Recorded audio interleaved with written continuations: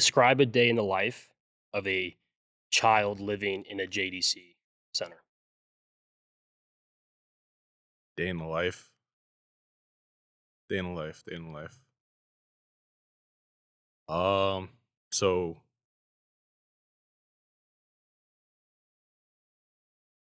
come 6:30, imagine lights like these, actually. Yeah, lights like these just flick on.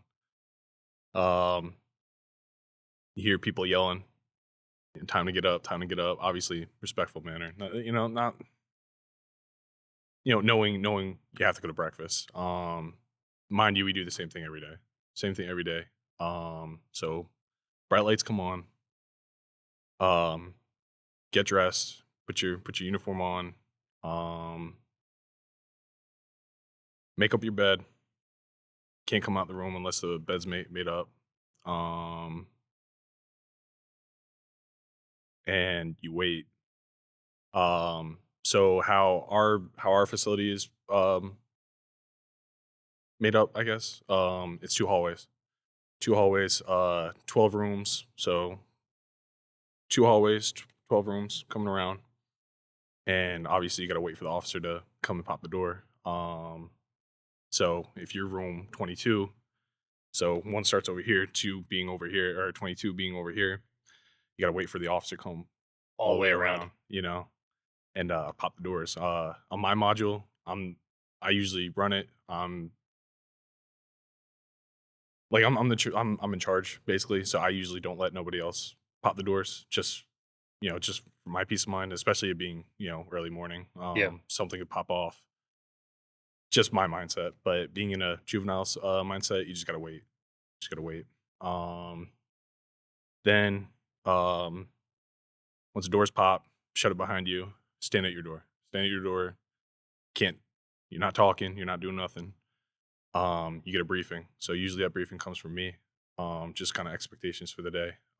That briefing's to the staff or to the kids? To the kids. To the kids. To the Okay. kids. Every morning, whether it be before dining hall. Well, it's always gonna be before dining hall, unless something else pops up. But normally it's always before dining hall when they're standing in front of their doors.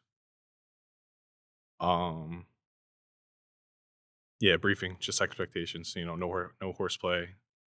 Just kind of be respectful, do what you're told. Um, the kids know me very well. They kind of know what I expect.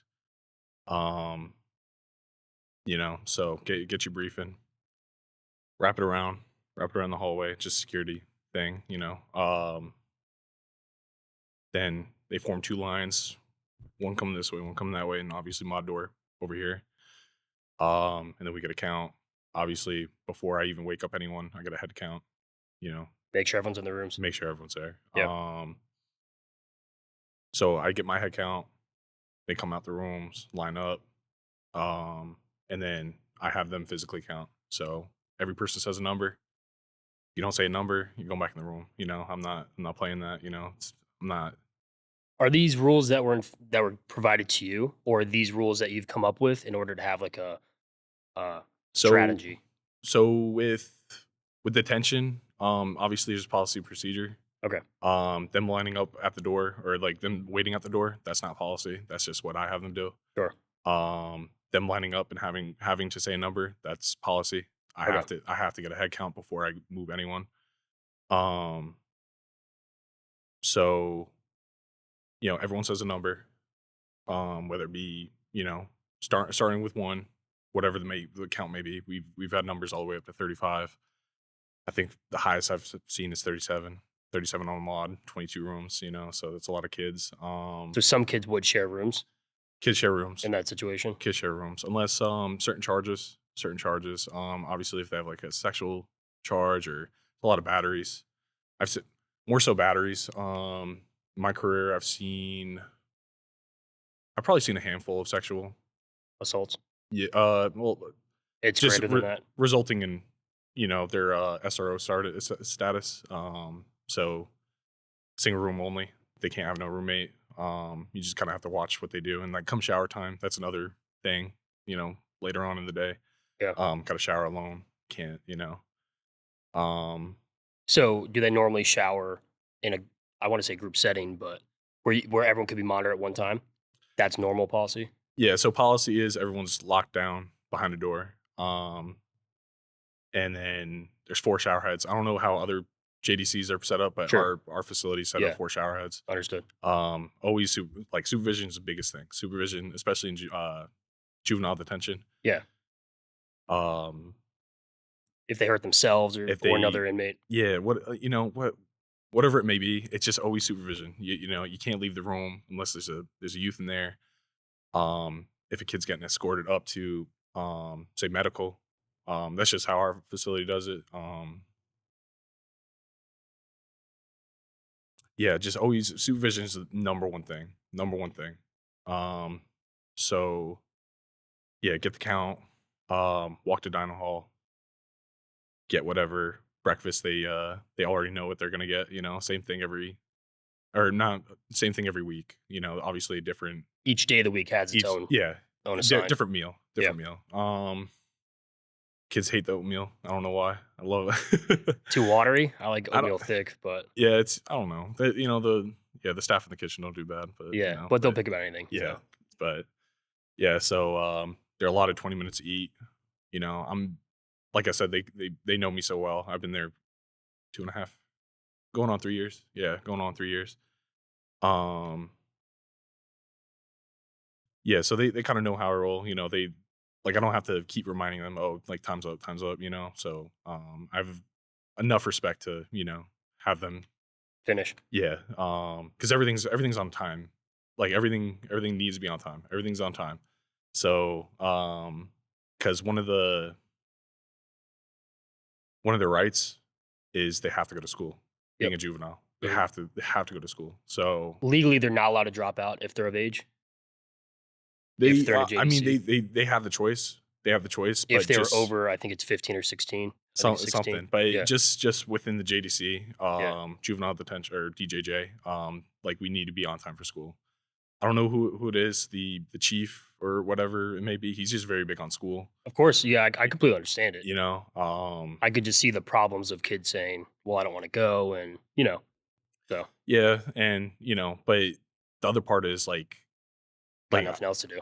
I don't know what it is, but the rooms, I've shown you the rooms, I've Yeah. it's just there's something about that room that just You don't want to be in it. yeah, it's I'll ask you about it in a little bit too. yeah. So after breakfast, they go to school. How long are they in school for? School 8 o'clock to 3 o'clock.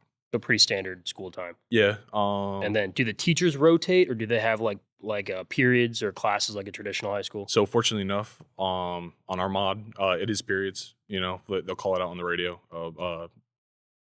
First period ended, second period starting about 2-3 mics. 5 minutes. Whatever. Yeah. So they're constantly being reminded time. Like I said, time management, and But the kids stay in the same room. Yeah. So fortunately enough for our facility, we have 2 classrooms. So we have one regular classroom that just set up, whiteboard, projector, standard classroom, and then on the other side is a computer lab for the kids that are actually pursuing classes. So if we do have enough staff, which the staffing right now is just not Yeah, not a little there. rough. Sure. Yeah, but that's a whole nother conversation. But I always try to fill up the computer lab, because these kids are pursuing classes. They are trying to get a diploma. Yeah. So after school, that's DJJ time. So that's kind of our time. Once everything's dealt with, DJJ time is allotted. So whether they got me right, they had a good day, they paying attention to school, doing their work, I'll allot them time in the day room, or we'll go outside, I'll have something planned for them maybe, but it's just very case by case after school. If there's a fight, that kind of puts us, sets things back. yeah, especially like I said, the staffing, because the ratio is 8 to 1. So every one officer, there's eight youth. So if I don't have enough staff and I gotta have an officer stay back on the module, I can't Yeah. bring y'all out, that just puts me at risk, puts y'all at risk, so it's Mhm. just, So then after school, 3 or 4 p.m. you said, then they've got a couple hours, hopefully of free time. yeah, so two things have to happen after school. Showers and then dining hall. Obviously in between school they get lunchtime, and then they're allotted dinner. Yeah, showers. Like I was saying, four per shower, or one per shower head, but we're allotted four because we have four shower heads. Like I said, um, the SRO status kids, may take Describe what the SRO means. SRO single room only. So like I Okay. said before, based on charges, Yep. it could be battery, it could be PREA, it could be sexual charges. PREA is the Prison Rape Elimination Act. That's within all detention. You'll see that everywhere. Yeah, adults too. Yeah. Um, and that's a weird one because it could be. So what happens when the youth gets to the status of detention? They have to go through the county. So I work for Pinellas County Detention, or yeah, the Pinellas Detention. They have to go to the Juvenile Assessment Center. While there, fill out all the paperwork. I can't tell you I don't work over there, Sure. but Yeah. But there's but a system to all these things. yeah, and within that paperwork is whether they determine whether you're sexually aggressive, or if you're at risk for being sexually assaulted, Yeah. So within that parameter, you can catch a PREA, which it goes on your face sheet and it kind of goes with you wherever you go. And remind me what PREA stands for. Prison Rape Elimination Act. Gotcha. Yeah. Gotcha. So So describe a little bit more what the rooms are like that the kids stay in, their individual bedrooms. Because myself included and yeah, most people listening probably have not been inside one. no, So explain windows, the bed, yeah, if they have a toilet. yeah. So my module, it's one of the newer ones. It was most updated. So we do have so if you think of like a regular jail, like the metal toilet, sink connected. If the liquid goes down the drain, empties into the toilet, that like the regular Yeah. jail toilet. This so you enter into the room, it opens into the room. I don't know why it doesn't open out, but somehow, some way it opens in. I think because it's easier for you guys to break in and harder for them to break out. Yeah, but like in the case of like so many incidents, I'd say 9 times out of 10, if we got a kid in the room, They're blocking the door. it's killing us, Yeah. And there's only so much we could do, and that's Do any systems have like a sliding door? Do any? Do you know any centers? not within Your area? yeah, or actually within. I don't think Florida at all, to be Really? honest, because Yeah. these JDCs have been up since Long time. yeah, who knows, so So explain how big the room is. shoebox. It's Shoebox. So yeah, it's. I'll be honest. I could probably reach my hands out, touch each side. so I'm guessing 8 feet. Yeah, Wide? probably about probably a little less, to be honest. Okay. There's a slab, so you're off the ground. Slab's about 3 feet off the ground. That they sleep on, Yep. and then they got like a cot on top or something. Yeah. So imagine like a real fat yoga mat, and then obviously you got like the stuffing for the pillow. Mhm. But Yeah, and you got a bed sheet or a blanket. two sheet, yeah, two sheets, two sheets, two blankets. One pillow. No pillow. No pillow. No pillow. Oof. Yeah, no pillow. No pillow. Damn. Yeah, because Yeah, the risk of what they could do with it. yeah, exactly. Yep. And They've got a sink in there. sink connected to the Yep. toilet. Do they have a mirror? No mirror. No mirror. And do they have a window? Window. That's if the window's not like fogged. So Yeah. they purposely fog it so you don't, Yeah. Don't know what's going on. just security issues, Are they barred, or is there like metal inside the glass? Or So I've actually seen a kid break one of the windows. So when we go to do a check, it's a long, like a conference room, long window. Sure. I'd say about 4 or 5 inches, width Wide. or whatever. And it's tall, so I can see the whole room. Obviously you got to check the whole room and see the youth. Obviously chest rise and fall, but there's a horizontal window up top where they can literally Stand on top of their bed. like knees, like Oh, they can okay, be it's pretty kneeling low. and like kind of Understood. so And that's to see outside, or that's see outside, not so inside another room or anything, mm-mm. inside a building that's outside the Yeah, building? outside. So I've actually seen the width of that glass, and it's pretty. Pretty thick. Yeah, Yeah. yeah. But I have seen kids break windows. The or at external least ones or the internal ones? internal, Internal. yeah, internal ones. If that were to happen, is it designed so that it's the opposite side of the door handle so they wouldn't be able to reach What within? the window? I've seen doors where the window's on the opposite side of the door handle. Mhm. And I've even seen them. I was watching a show last night Yeah. at the detention center, Mhm. and they had it slat. So, like, Mhm. if you were to break it, you couldn't reach around. It was a really smart design. Yeah, You couldn't reach the door handle from the other side. yeah, no, because the locking mechanism, it's not on the door, it's on the wall. Gotcha. So it wouldn't matter Yeah, it anyways. wouldn't even. Yeah, okay. But yeah, I've Shows I seen- don't spend too much time inside jails. Fair. Nah, yeah, Yeah. But yeah, I've seen kids break windows and Just punching. kicking. I mean, if they get some contraband through, I've seen. I don't know how. I don't know. Like I say, I don't know. But this kid, the metal covering to like an outside outlet, Yeah. Okay. like Yeah. how it flips up, down. Yeah. Like I've seen a kid have that, and that was actually the most recent one. That was the most recent one. That happened about, I don't know, probably like 4 or 5 months ago.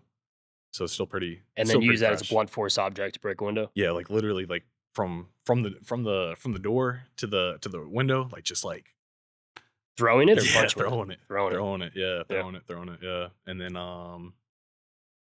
not to mention the doors at the jail, they're wooden. They're wooden. So that in itself just, problem is, Yeah. problem. So I've seen kids take pieces like this off the door, and I'm like, Yeah. What do you do about like it? what, like Yeah, like what do you expect and, it to do? and I work with Juvenile, so I don't have nothing. Like I don't have. Yeah. So explain to the listener what you're allowed to carry, what you're not allowed to carry. So in really bad situations, I can call for handcuffs, shackles. So say, I'll give you another incident. Polk. Polk County, they don't have a JDC, so we get all their kids. There's quite a few kids that come through from Polk. Yeah. So usually it splits the mods. Usually half the mods are usually Polk, half the mods Pinellas. Pinellas being St. Pete. That's where most of the kids are from. Yeah. St. Pete. So in one instance, we had a really, really bad code. We call them codes. Describe what a code is. Really, code. It could be, so in this instance, it was code blue. Code blue being officer needs assistance, but we know something's really going on. So code blue. So I'd say it was about like a 10-on-10 brawl. 10 Like 10 inmates on 10 youth on 10 other youth. 10 youth versus 10 youth. Yeah. Understood. By the end of it, we're putting up the confinements. We're counting them. We're like, holy shit, like there's about 20 confinements on this mod, Yeah, it's going down. So in that instance, there was actually a kid that was well known in Pasco County. Just like word of mouth from detention center to detention center. He knew how to fight. He was highly regarded in just MMA. Yeah, and, martial arts. Yeah, he knew what he was doing, and he actually got kicked out of Pasco County tent and came to us. And it just so happened I grabbed him, and I'm calling on the radio, I'm not I'm not about to get put in an armbar and but like I said, we don't have mace, we don't have tasers, we don't have firearms, We don't have knives, anything, you know. nothing. So we got So you don't even daily carry shackles. I think you said shackles or handcuff shackles. handcuffs. Yeah, You don't even daily carry those. can't. No, Yeah, can't. if they were swiped or Not even. It's more of a like a liability thing. Like that's one of the things I want to like talk to you about. Just juvenile detention officers that just aren't trained. I just don't think. yeah, they're not prepared. Yeah, we're like coming out of training. I'm like, I'll be honest. Like I struggle coming out of training, and mind you, it was a 3-week training on the computer.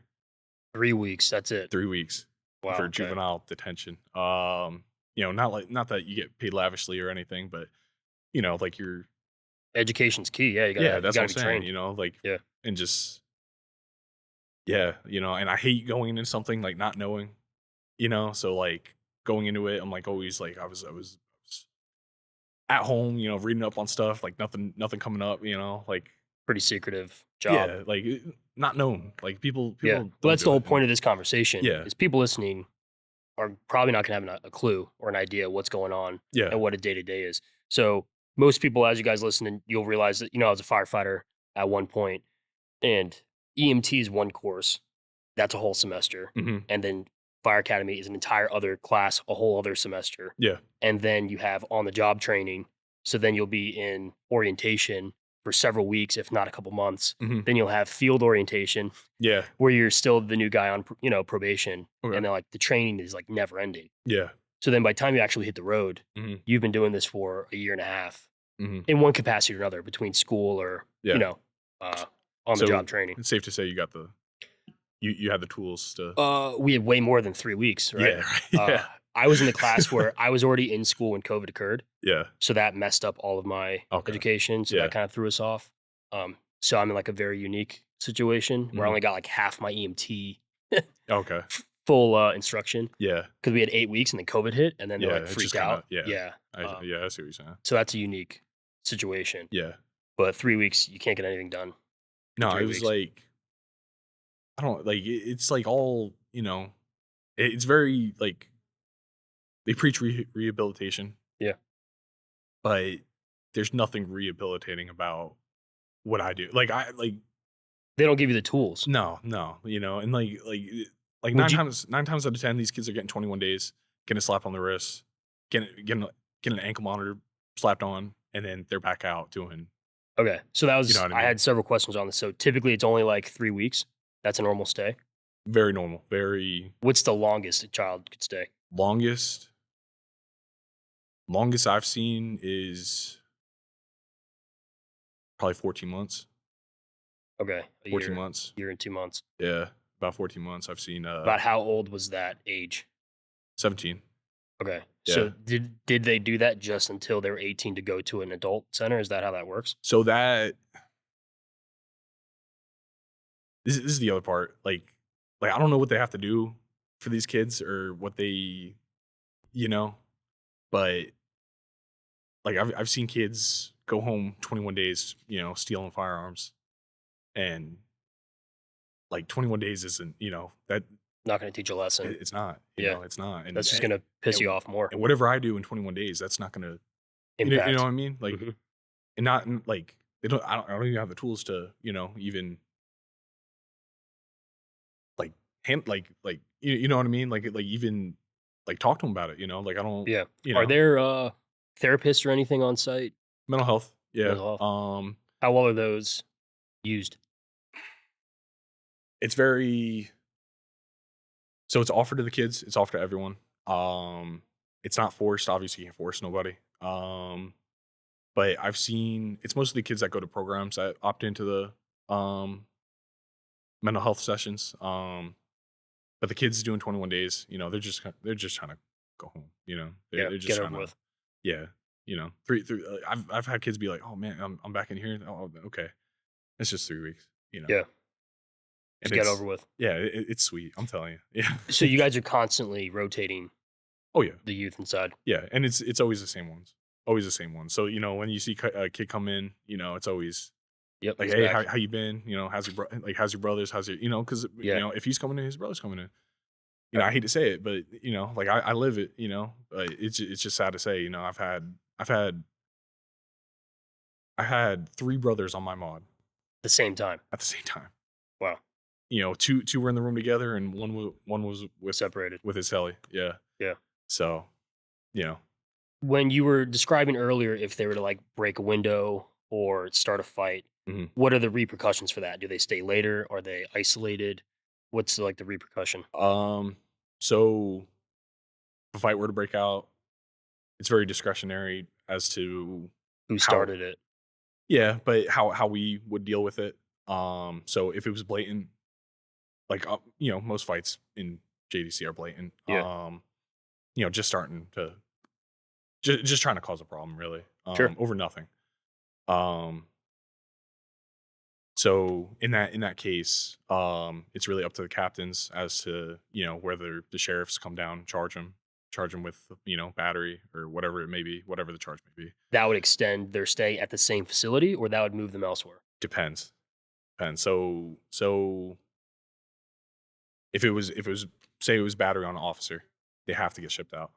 Have to. Battery towards another youth.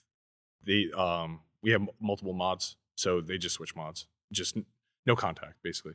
No contact between the victim and the aggressor. But 9 times out of 10, like the JDCs are full. Like I said, no staff.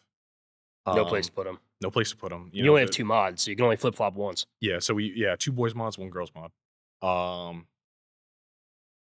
For the girls mod, do they have female officers? Mhm. Yeah. Is Yeah. that a rule? Yeah, that'll always be a rule of thumb Understood. in detention. Yeah. Females work with females. Females can work with males, but male officer has to be present. Gotcha. I don't know if I ever told you, but we've had instances where female officers have pursued. Yeah. Yeah, So cause problems. it's a very real thing. Yeah. Very real thing. Yeah, it happens in schools. Yeah. With teachers Yeah. that way, right? Yeah, and that just goes to show, like the hiring process is, Strict. like I'll be honest, you could probably walk in off the street and get a job at the So JDC. not strict. So the opposite. Yeah, Gotcha. yeah.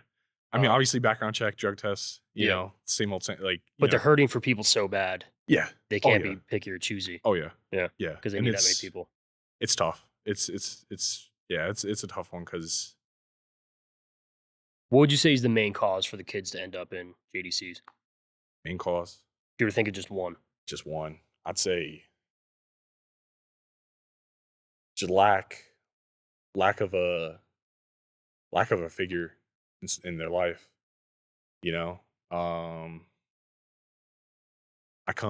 So I just noticed like some tendencies from these kids. Like they just don't know how to talk. They just don't know how to do things. They just don't know how to. Yeah. Be social. Be in a community. Yeah. So, broken homes. Oh yeah, most definitely. I'm sure drug related stuff. Oh yeah. That contributes to crime as well. Polk County, 9 times out of 10, if we're getting a kid from there, it's gonna be drug charges. They're gonna be coming off something, withdrawing.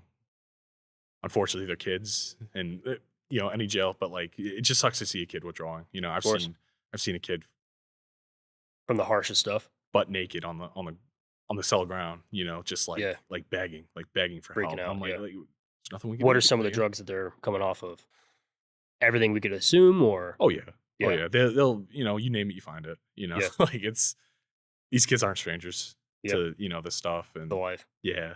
So, do you know the reincarceration rate from JDC inmates to adults?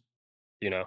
Not off the top of my head. No. So I try to look it up. It's kind of hard to get like strict numbers because then some of the data is old or it's a certain state. But juvenile detention increases the likelihood of adult incarceration by 23 to 41%. Really? So let's just say a quarter to almost half. Yeah. And that was from a 2015 study in the Quarterly Journal of Economics, and that's from the journalresources.org. Mm-hmm. Because I was trying to see if there were like certain statistics of like if it was drug related, it's this. If it was assault, it's this. It was hard for me to find. Maybe I don't know where to find that information. Well, I can attest to it too, you know. So you get waves of kids. Yeah. So a lot of the kids I started with are aged out. And they're all friends, you know. It's absolutely crazy to say. Like I hate like it's breaking my heart right now to say it, but they're all friends, you know. They know what they're coming into whenever they come to the JDC. You know, they're locked up with their homies. yeah, that's what I'm saying, you know. Yeah. So it's like, you know, it's just, you know, do my 21 days back out, you know. But I can attest that I'd say a quarter of the kids from my Your time. my time, they're already in prison. Quarter, you would say? I'd say a quarter. That's Yeah. like a safe And bet. then I'd probably say another quarter in county waiting. Because you know, once you age out, you're done. There's no coming back to us. Yeah. You So know? they're waiting to be sentenced? Yeah, so they're across the street waiting Yeah. for, you know, their prison sentence. Because Understood. you know, once you go over there, it's over with, you know. Yeah. It just so happens in Florida, you know, down here, you know, slapping the wrist, you know. I've seen kids come back to back, back to back. You know, like I've seen, you know, 42 days and then, you know, out for a week, come back, do another 21, come back. And always a separate charge. Always. Yeah. Yep.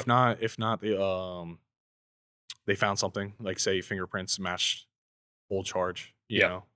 Bring it back. Yeah. Because you know the authorities aren't going to stop. You know, I feel down here they do a very good job of Pursuing on the street. yeah, Yeah. I totally agree. You know, and it like the toughest part about this is like you establish such like a relationship with these kids, and you see they're doing better, like better, and they come back on old charges, and you know, like they're just confused. They're like, why? Like, why? I'm doing so much better. I'm like, you know, you can't escape what you did in the past. You know, you gotta, Yeah. Own it. it'll, you know, Catch up with you. you know, just be accountable. You know, do what you got to do. But So describe that relationship between the guards and the youth. the youth, so nothing that anyone would think. Nothing, you know. What does that mean? Give me more. Like people would not think, you know, it'd be very, very, very personal, like very, very personal. You know, in our training, we're told, you know, we're directed to, like I said, rehabilitate. You know, get to know the youth. Be a role model. Yeah, basically, mentor. So, you know,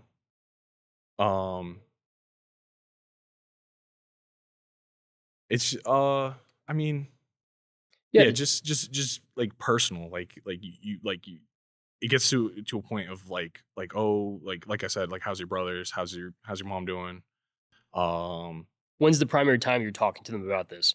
Is it during their meal or during their random off time All or day, just all day? all day. Because You when know? they're in school, you said there's approximately 22 rooms, I think, right? Mhm.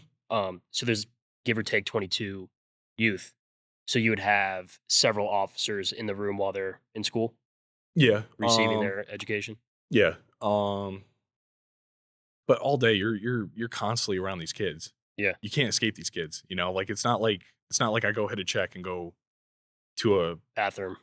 or like a Yeah, camera room a or break like room or something. yeah, that's what I'm saying. You can't Yeah. like you're always around these kids, you know. So like, you know, like I've told you, like I'm out there playing basketball with them. You know, I'm out there, you know, Yeah. like doing everything with them. So you've told me privately that you describe the kids, you're like, I'm locked up in here with you. Yes. Yeah. Yeah. When you're in, you're in. Yeah, you're That's how that works. yeah, you know, Do like you think they respect that, the kids? They know that? I Or they still realize like, oh, he's just gonna go home in 12 hours. no, they definitely have respect. They You get know, it. because they could tell the difference between a good officer or a good staff Yeah. and a bad staff. And one that cares less. Yeah, one that's there to collect a check and Yeah. go home, you know. So like I said, you know, I had a partner that just recently went to the Alcatraz, the alligator Oh, okay, down Alcatraz, in but South Florida, yeah. when me and him were on the mall together, you know, we used to have, you know, we were like fuck policy, you know. We used to bring 30 kids out, you know, 2 officers, and we had enough respect To do that. to, you know, be like one table's playing spades over here, the other playing like other one playing dominoes, the other one's, doing whatever they got to do. The like tables over there, we're watching TV. Yeah, you had Like, enough respect to maintain control. Yeah. Without letting everything get loose. Yeah, most definitely. And the kids, like you said, they definitely see it and they respect it enough, so. That happened in school, in normal schools, right? Yeah. My dad's a high school teacher. I think I've told you that. Okay. And kids broke into my high school. Oh, Kids really? I went to high school with, broke in after hours, stole stuff, vandalized stuff. And the way my high school was set up, there was like back hallways that connected most of the rooms. Yeah. So like once you broke into one, you probably got access to most of them, Yeah, right? most definitely. Most likely. Yeah. Because the back doors are probably unlocked. Yeah. So once you break into one, well, anyways, my dad was so well respected among everyone, including the kids breaking in, that other rooms were getting trashed. Yeah. Everything's getting flipped, things ripped off the wall, holes in the wall.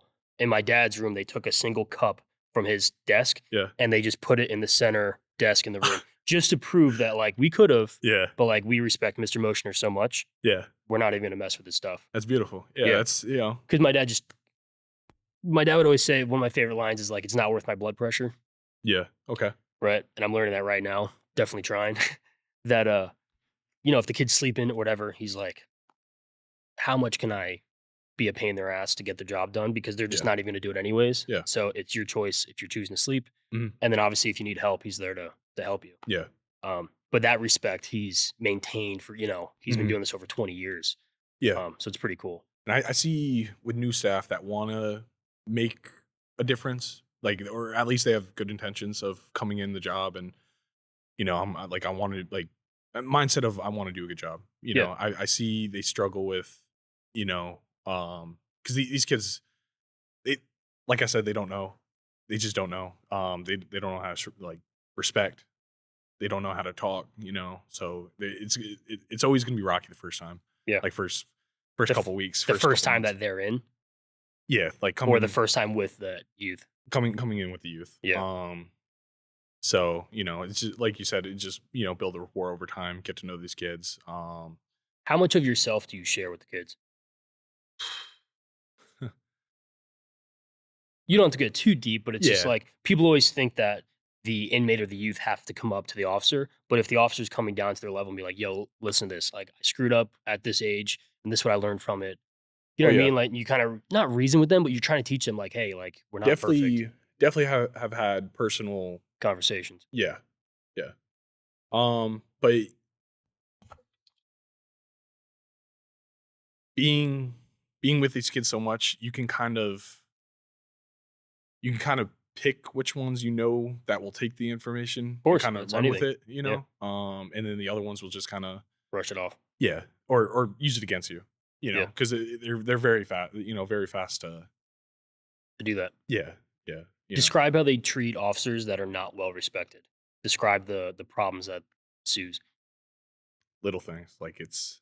But break them down because most people listening have never been incarcerated. Yeah, you're right. Yeah. So describe the knocking on the door, the letting the sink run, and flooding the rooms. Tell me what's going on. All right. So the biggest issue is when a new staff comes in, they're not brand new off the street, brand new off the 3-week training. They're not certified.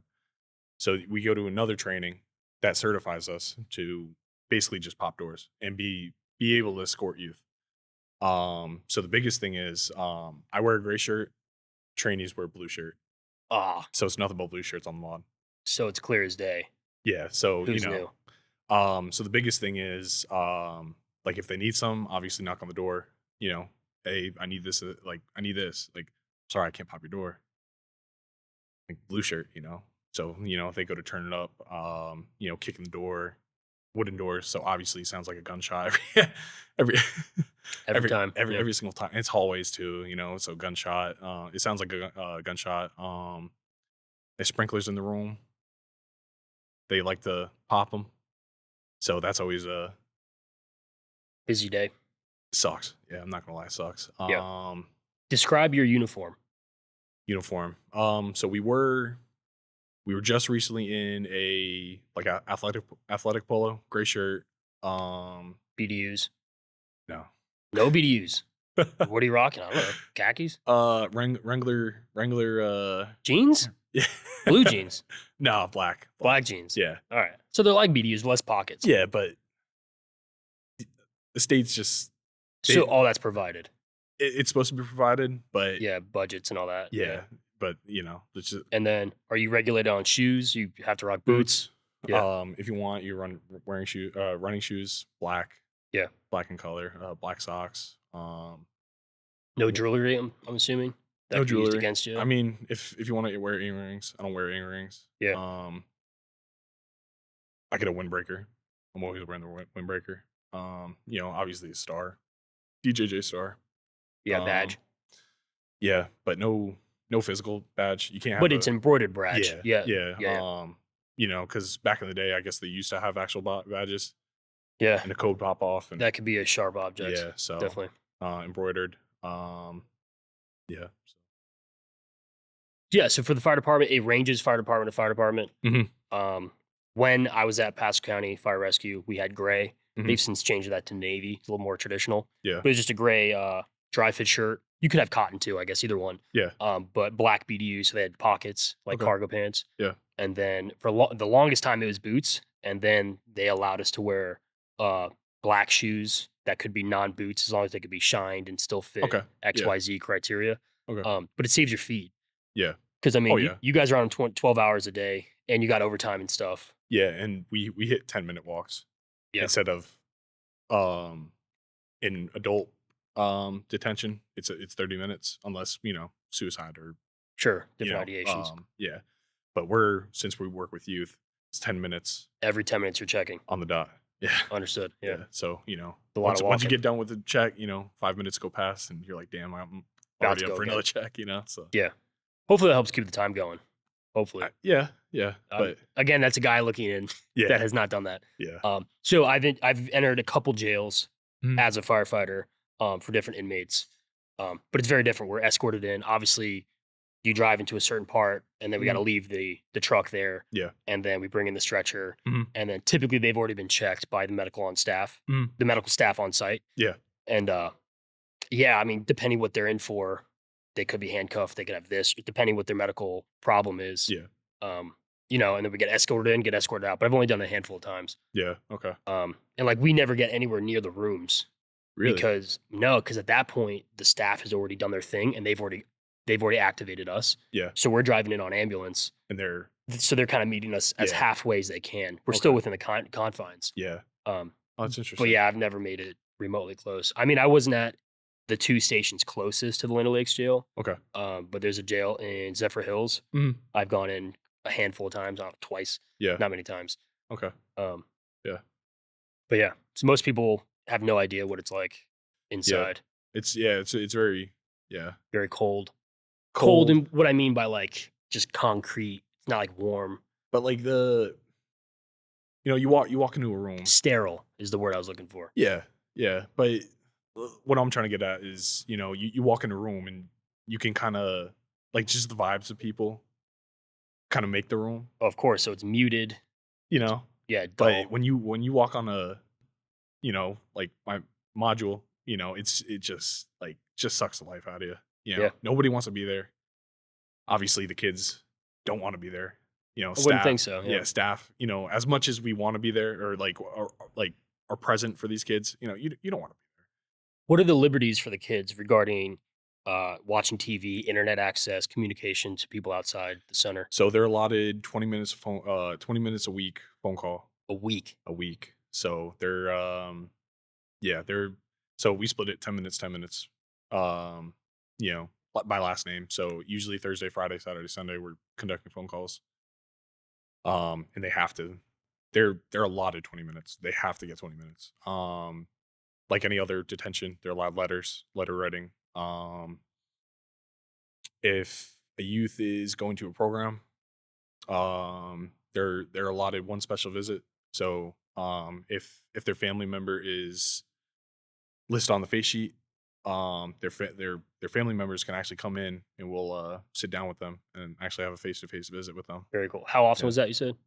If they're going to a program, which a lot of our kids are going to programs, usually within a couple days of them leaving, they'll be able to, see So it's not often. brothers, sisters. It might only be once in that 21 days. Or no, because the kids that are committed, they're there to stay. So you got the kids that do 21 days. So the judge rules, do your 21 days, ankle monitor, whatever else comes with it. So let's take a kid that's constantly doing, has multiple GTAs, multiple batteries, has 2 or 3 gun charges. Big one I'm seeing are PBLs, so punishable by life. It'll actually show up on the face sheet. They've committed a crime that's punishable by life. Yeah. Give a couple examples. That's probably murder. So murder, but usually they're out the door within, to an adult center. Yeah. Regardless of age. They'll go to adult county jail. Yeah. I've seen a 14-year-old go to county for murder. Yeah. First degree murder. So kids that go into programs, they'll have a staffing, so it'll review all their charges. I've seen face sheets, 4 or 5 pages of just charges, So if you're violating probation, if you're just constantly like cutting up on the outs, like just not doing what you're supposed to do. Yeah, failing drug tests. Exactly. Skipping school. That's all violations within their probation, and they'll get a staffing which will review everything, and that'll determine whether you go to a program. In a program, it could be I've seen kids go to level 4s, level 6s, level 8s, level 10s. So the higher the number, the worse? Usually. So usually the level 4s are more for like the mentally I don't want to say unfit, but just they're not supposed to be in a program yet.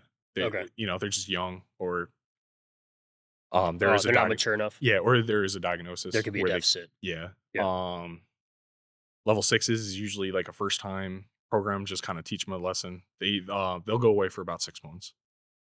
Level 8, it'll be 8 to 10 months. So it'll range. Level 8, level 10, that's usually a year. Gotcha. From what you had said earlier, I thought most kids were the 3-week mark, but that's not the case. Yeah, majority 21, but we just had they're really cracking down on these youth. That's why the detention centers are so full. So if there were enough staffing, could it be a much bigger facility? If you had enough staff and mods, you could have 100 inmates. Yes. So we actually have 4. We have 4 boys mods, and we have 1 girls mod, or 1 girl mod, and but you're only using 3 total. Yeah, because of staffing. Yes, and it's supposed to be, when I first started working there, actually we had both mods on 1 mod because the staffing was so bad. Wow. So Men and women, boys and girls? No, both boy mods. Oh, you didn't have women at the time. Yeah, so we had 1 mod, but really it was 2 on 1 mod. Yeah.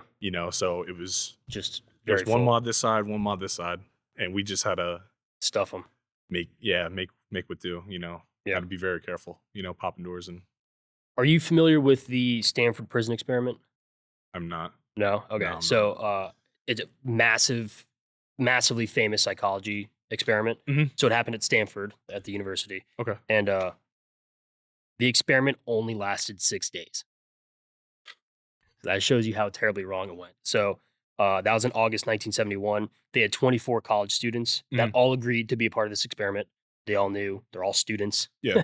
Nobody was actually, incarcerated for anything real or anything. Mm-hmm. And they were randomly assigned. I believe randomly assigned. I could double check notes and stuff. But half of them were given guards and half of them were given prisoners. The guards were given uniforms. Mm-hmm. They had like reflective glasses so you couldn't see what the guards were looking at. They were given like little badges and stuff. Okay. And then the prisoners were given like smocks, kind of like a gown type thing. Okay. You know what I mean? It's like very dehumanizing. Yeah. And they were given assigned numbers. So they weren't talked to or communicated to as people. It'd be a number. Gotcha. And it's just an experiment. Yeah. Right? He said 6 days. It only lasted 6 days. I don't know how long they intended it to last. Yeah. but within 6 days, it got so bad, prisoners quickly were disobeying orders, Mm. and the guards were mistreating the prisoners so bad that literal parents got involved, Mhm. and it actually caused real life cases to be investigated. That's how Really? extreme the experiment went. Yeah. And, I only wrote so many notes on it, but the summary was that the guards started acting so harshly Yeah. and behaving and mistreating the prisoners Yeah. for completely made up experiment. But it proved the fact that when you have on the uniform, you've got the badge, you've Mm. got the gun or whatever, you know what I mean? Yeah. Whatever it is that like people say it's a Stanford prison Yeah. experiment. You know what I mean? It Yeah. changes the mindset of Oh, like, yeah. they're lower than me, I'm better than them. Mhm. You're not a person, you're a number. Yeah. Do what you're told. Yeah. And they were dehumanizing them very, very quickly. And none of that was instructed. They were just Yeah. said, I think, we could look all this up afterwards. Yeah. And, I encourage the people listening to check out. It's a very famous experiment. Yeah. Every psychology class I've taken comes up. Like, yeah. It's Okay. extremely famous. Yeah. Very, very famous. Yeah. Because even ethically, they're like, how the hell did you let this happen? And I'm like, well, I'm glad it happened at the time that it did. Yeah. Because now we have this data, because now we know it's unethical. But if you don't know, you don't know. Yeah. And this kind of proves that how they're mistreated. So there's different places where they try to name, rather than a police officer, as a peace officer. And they try to change that stigma. Yeah. You know, Yeah. I see what you're saying. Yeah. of, you're hopefully here to help. Yeah. Thankfully, most people are glad when the fire department shows up, Mhm. but it's very different when law enforcement is Yeah. on site. Yeah. So, we'll call for Leo or SO if we call him sheriff's office. Mhm. And the situation can change drastically Yeah. if it's just us or if law enforcement's on scene Oh, because yeah. of how we're perceived. Oh, yeah. I got to be real with people. I'm no longer a firefighter, but at the time, they're hiding drugs, they're hiding this, they're hiding that. I'm like, Mhm. dude, I'm not here to arrest you. I'm here to make sure you're alive Yeah. and you're healthy enough Mhm. to do what they have to do. That's Yeah. it. So like if you actually have to go to the hospital, that's where we're gonna take you. Yep. But if like you're deemed mentally, psychologically ready to go, Yeah. We're. then that's where you're Yeah. going. And then the judicial system has its purpose for that. I'm not a judge, I'm not any of that. Yeah. Um, but it's crazy. It's a very, very famous experiment, the Yeah. Stanford prison experiment, and it lasted 6 days and it 6 imploded. days is wild. Yeah. Yeah. There's more details to it. So like they cleared like rooms and offices and like they had like little cells and stuff. Mhm. But the only real instruction was just like maintain order. And it And turned like into. within days, it Yeah. was like, screaming numbers and potentially hurting people and Mhm. yeah, Yeah. crazy. So I wasn't sure if you're aware of it, but if the people listening are not aware of it, please check it out. Yeah. Yeah. Most definitely. Extremely famous. Yeah. So No, that is very interesting. Yeah. you've that's- already described the types of training Mhm. you go through. Yep. Sounds pretty minimal, 3 weeks. Yeah. Um, Describe in deeper thought how training could be improved. Obviously, in lengthening the amount of time, but you think training you psychologically, hey, this is how to interact with these problems. Mhm. Just give me your thoughts with your real life experience. So with that portion you just mentioned, it's really what really comes down to it is just being like personable, like just being a person, like not Yeah. looking at these. Youth as a number. Yeah, or as criminals, like Yeah.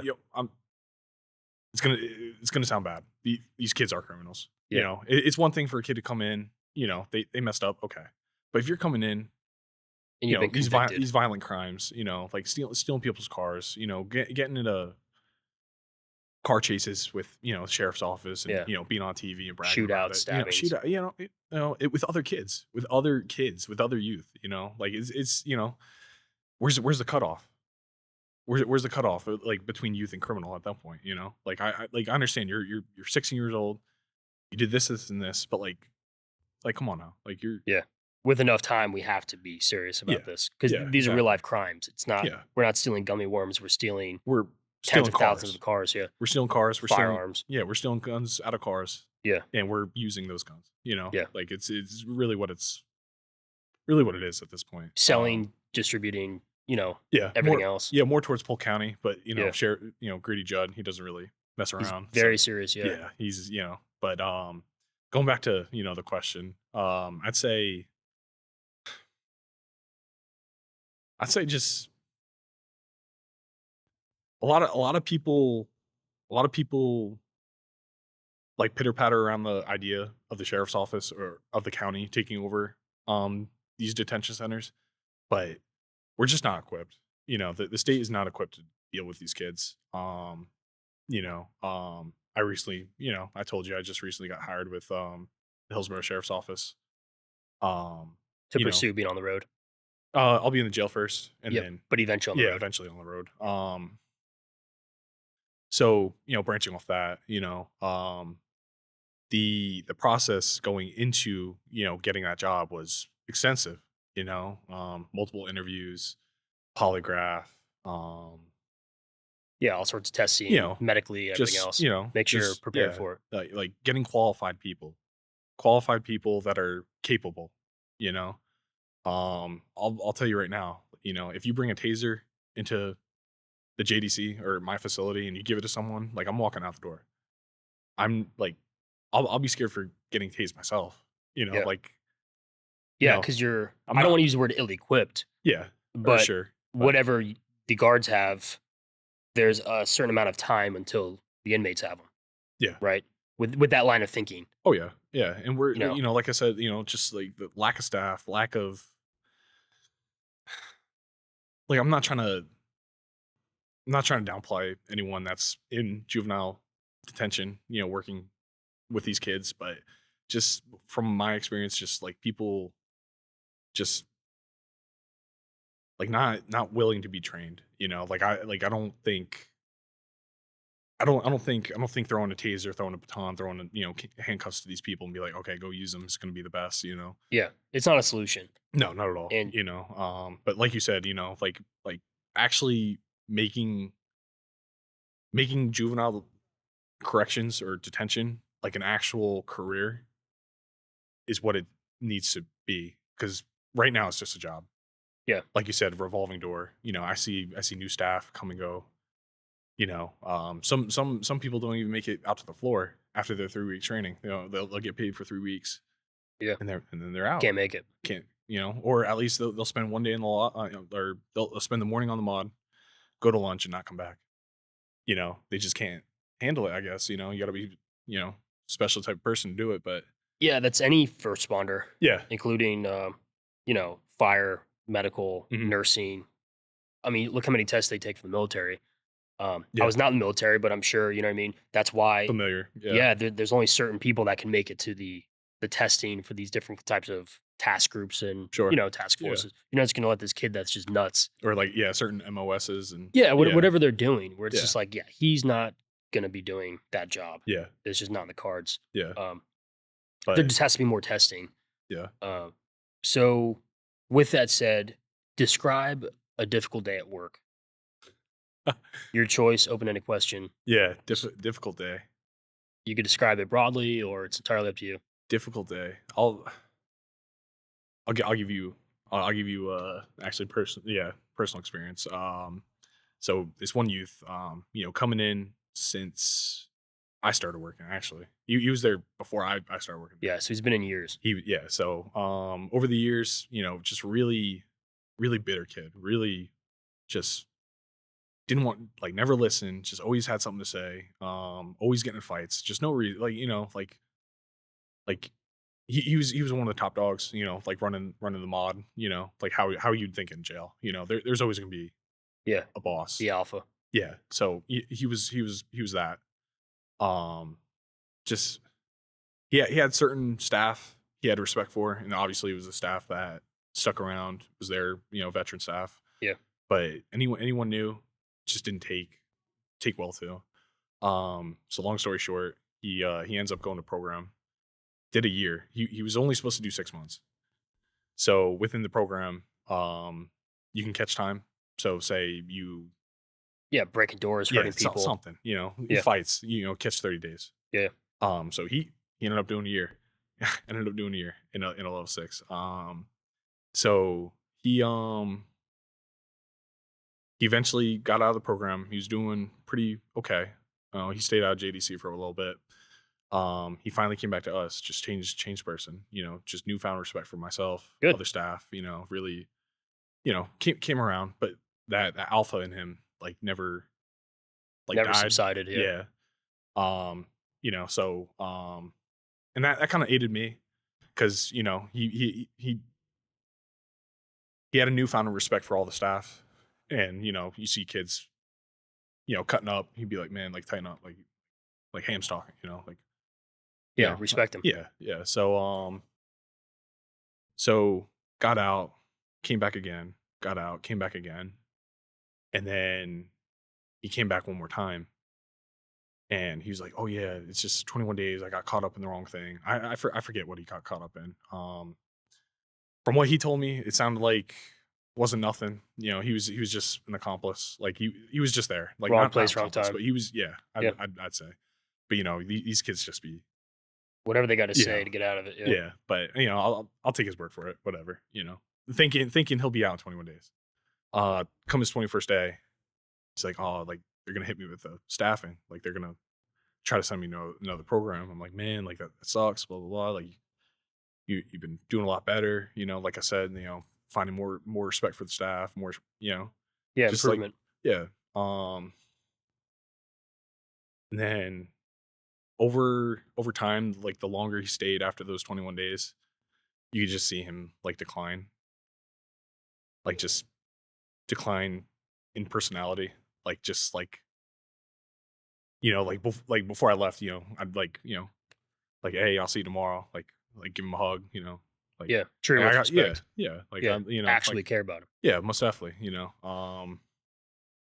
and just like just got when like someone's not, Not there. yeah, and just like day after day, just like staying in the room, just not talking to Yeah. people, Isolated. just yeah.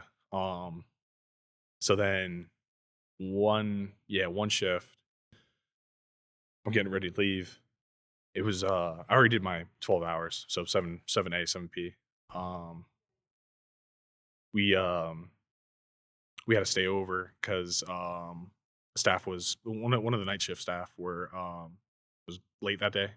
I don't know what he had going on, but so we're doing checks, and he had Cover the stuff. window. Yeah, he had stuff, or he probably had like TP blocking the window.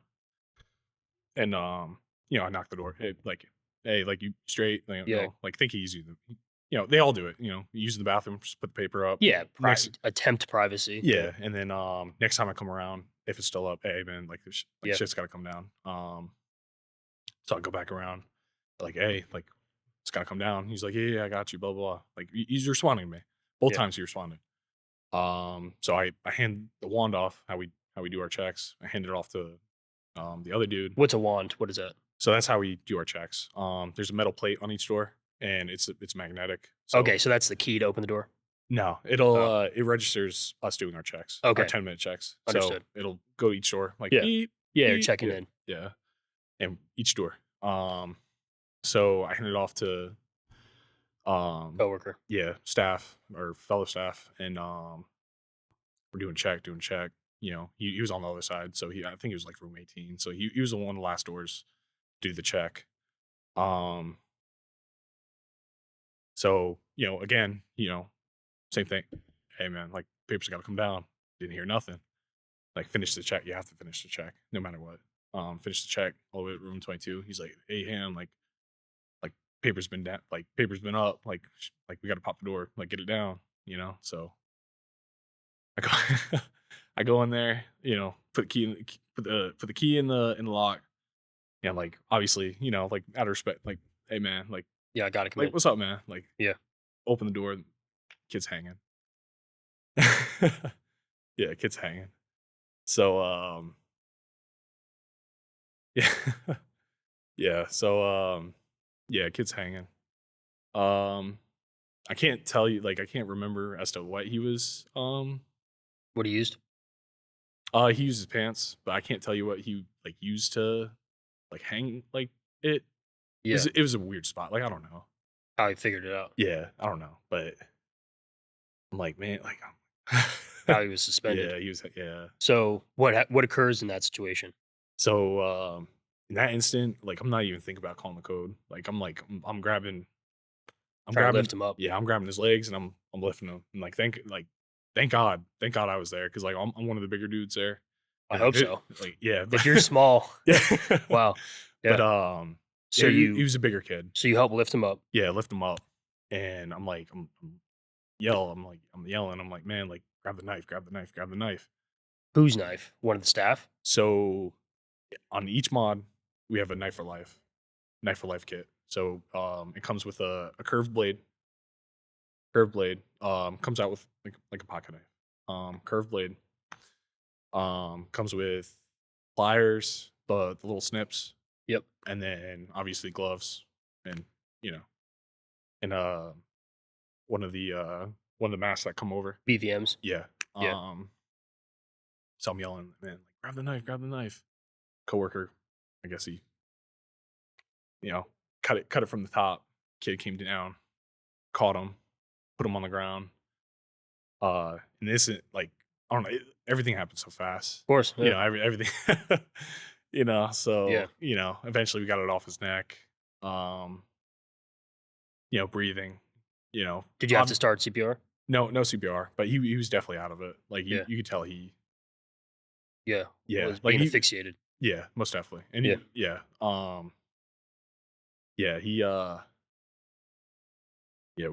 We caught him in the room hanging. But you saved him. Yes. He survives. Yeah. But Yeah. So after that situation, describe, they go out medically. Do they come back? Do they have to be isolated? So in this instance, since it was late at night, like I said, we were waiting for another staff to come by or come relieve us. There's no medical on staff? Yeah, on the campus or the facility. Ever, or just for night shift? Usually medical's gone by 7. Okay, so it's a day shift. Day shift. Staffing. Yeah. And it's in that instance right there, like I was like thinking back, actually right now, thinking back, I'm like, damn, like why is there no medical staff? Well, or it just shows personnel, how severely understaffed you guys are. Yeah. Because the assumption would be there's either a nurse practitioner, or it'd be tough to afford a PA there, a physician's assistant, or a doctor there. Yeah. A physician full time. I can understand that expense. But yeah, you would think there'd be some type of medical. Yeah. Even at bare minimum, a medic or an EMT. Yeah. 24 hours. Yeah. Yeah. But there wasn't. No. Yeah, unfortunately. So the next day. So in that instance, you have to call. You obviously have to call 911. Hey, like send out medical or whatever. Yeah. Services. Actually, in this instance, I had to go. Like I didn't. Like it absolutely killed me to see that kid, like that, and like after. Going like thinking back now, like I don't remember, but like I know the situation was good enough for me to like exit the mod and just like I just went outside, just laid on the ground. Like it sucked. Like it absolutely sucked. It sucked. So the importance of this entire project is to have these types of discussions and conversations. Yeah. Where people have no clue what we do. Yeah. So as a firefighter, people are like, "Oh, he's saving cats. He's fighting fire. He might use the jaws of life." Yeah. Most days that never happened. Yeah. I made entry to fight fire 2 times. That's part of the reason I left. Yeah. Because I wasn't doing what I wanted to do, and ultimately I wasn't being fulfilled. And that's why this passion project is really taking off. Yeah. But like, you assume I'm kicking down doors every day fighting fire, but I'm the guy showing up, pronouncing people deceased, attempting CPR, running overdoses, or anything. It could even just be a lift assist. People call 911 because they can't get off the ground. Yeah, it just fell. Yeah. And we just got to pick them up. Yeah. And then some people abuse the system where they're calling because they dropped the TV remote. Yeah. And I have to go pick up their TV remote at 3 a.m, right? Have a good night or good morning. Yeah, but you can't abandon these people because it's the boy that cried wolf. The one time you don't take it seriously is one time it's a real medical emergency. Right. Yeah, you're definitely right. Whenever we're on this call, this is the job at hand. And when someone else calls in that area, we're hoping that other coverage can make it. But that's why there's delayed response. Yeah. Where there's a very unfortunate situation in Pasco County a couple years ago where a boy drowned and EMS could not get there fast enough because we were so overran elsewhere and the boy didn't make it. Yeah. In theory, we should have been there within X amount of minutes, depending on the location.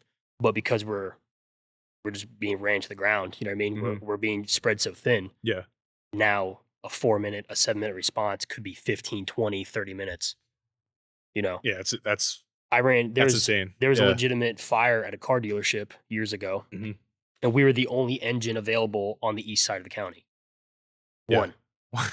Single, So yeah. so I had to go from West Dade City Mhm. to a pediatric seizure in Zephyr Hills. Took us probably 30 minutes to get there. That's unreal. And this was like 4 or 5 in the morning. Yeah. And she was seizing. She has, Yeah. whatever her medical condition was. Mhm. They knew that it was a systematic thing, but it still took us 30 minutes to get there. Yeah. That's really unacceptable. Yeah. It's unfortunate. It's happening all over the country, but these are things that people don't know, Mhm. and that's why I want to talk about them. Yeah. So, describe how these calls, I ran calls, how these shifts for Mhm. you affected your life outside of work, and you know, you just told me after that situation, you literally went outside and laid on the ground. Yeah. So how do these situations affect like your sleep? Oh, man. Sleep, not so much. Yeah, sleep, not so much. I definitely it's definitely more on job, like, just thinking, because these kids are behind doors. They're children, they're impulsive. Um, you know, and we're going around every 10 minutes, so it's nothing to hear the beep and then like, "Oh, shit, let's get it going," like, let's so, more towards more stress, like, the stress at work being, like I want to use the word on edge, but yeah, prepared. I'd Just say, every yeah, 10 minutes, you're just just like, trying to be yeah, yeah. and especially the, outside of work, you just, like, think about, like, Well, that's like that's the exact question I yeah, have for you. How often are you thinking about it? How often is it yeah, distracting yeah, you? How often is it hard for you to fall asleep? yeah, nothing affects the sleep too much, but definitely do think about it a lot, and especially with the kids that, you do establish, like, the ones that you really establish a good rapport with, those are the ones that really, take it out of you. Yeah. I think I was telling you the one time, it was around Christmas time, the one youth we had, he, he shot a lady. He got on his bike, stole his daddy's gun, um, went I don't know if it was robbery or I don't know what was going on, but he shot the woman. Woman unfortunately died. Um, he came to us and, this one day, I took him out the room, he was just struggling. He was struggling being in a detention setting. And I took him out the room and like took him in the classroom. I got the dominoes all set up. And I'm like teaching him how to play dominoes and we're playing. And usually I don't ask these kids about their charges or why they're in here, but in this case he was a high profile. We knew what he was in here for. But he actually poured onto me and in the most craziest manner, and I'll never forget it. I think about this at least once a week. We're there sitting playing dominoes. We got the double six. I put it on, put it in the middle of the table. This kid just like bawling, crying, like just Immediate from nothing, 0 to not 100, you like broke. yeah, Yeah, like cracked. I promise, like I put the double six down, like boom, just lost it, just lost it. I'm like man, like What's going on? yeah, I'm like, bro, like, what's up, man? Like, we were just chopping it up. Like, I'm teaching you how to play. Like, what's up, man? And he's like, just couldn't get the words out. Like, I've never seen someone cry like this. Like, it was like, I don't, like, it's just so hard to describe. Just like, I don't want to say wailing, but like, it was just like, just, Visceral. yeah, I'd use that. Yeah. But he finally got the words out and I was like, he was like, I just hear her screaming. I'm like, oh my God. Like, he's like, yeah, like, I just can't get her scream out of my head. Like, can't get it, like, Yeah. I'm like, It like, it hit him, the reality. what do you say to that? You It's know, tough. what do you say to that? Like, I'm like, like, you killed the woman, you shot the woman, you heard her scream, you ran back at home, got caught. Now like, Dealing with it. yeah, I'm but like, then again, 15-year-old boy, he was more immature than, most 15-year-olds. There's definitely something like I can't diagnose, but there's definitely something Yeah. Something mentally. that occurred. Yeah. Could have been abuse, could have been neglect. Anything. Yeah, Yeah. anything. And that was one of the kids that I didn't really get to know. But in this case, when I'm telling you, like I put the double six down, like and just like Broke him. broke him, you know, like Yeah.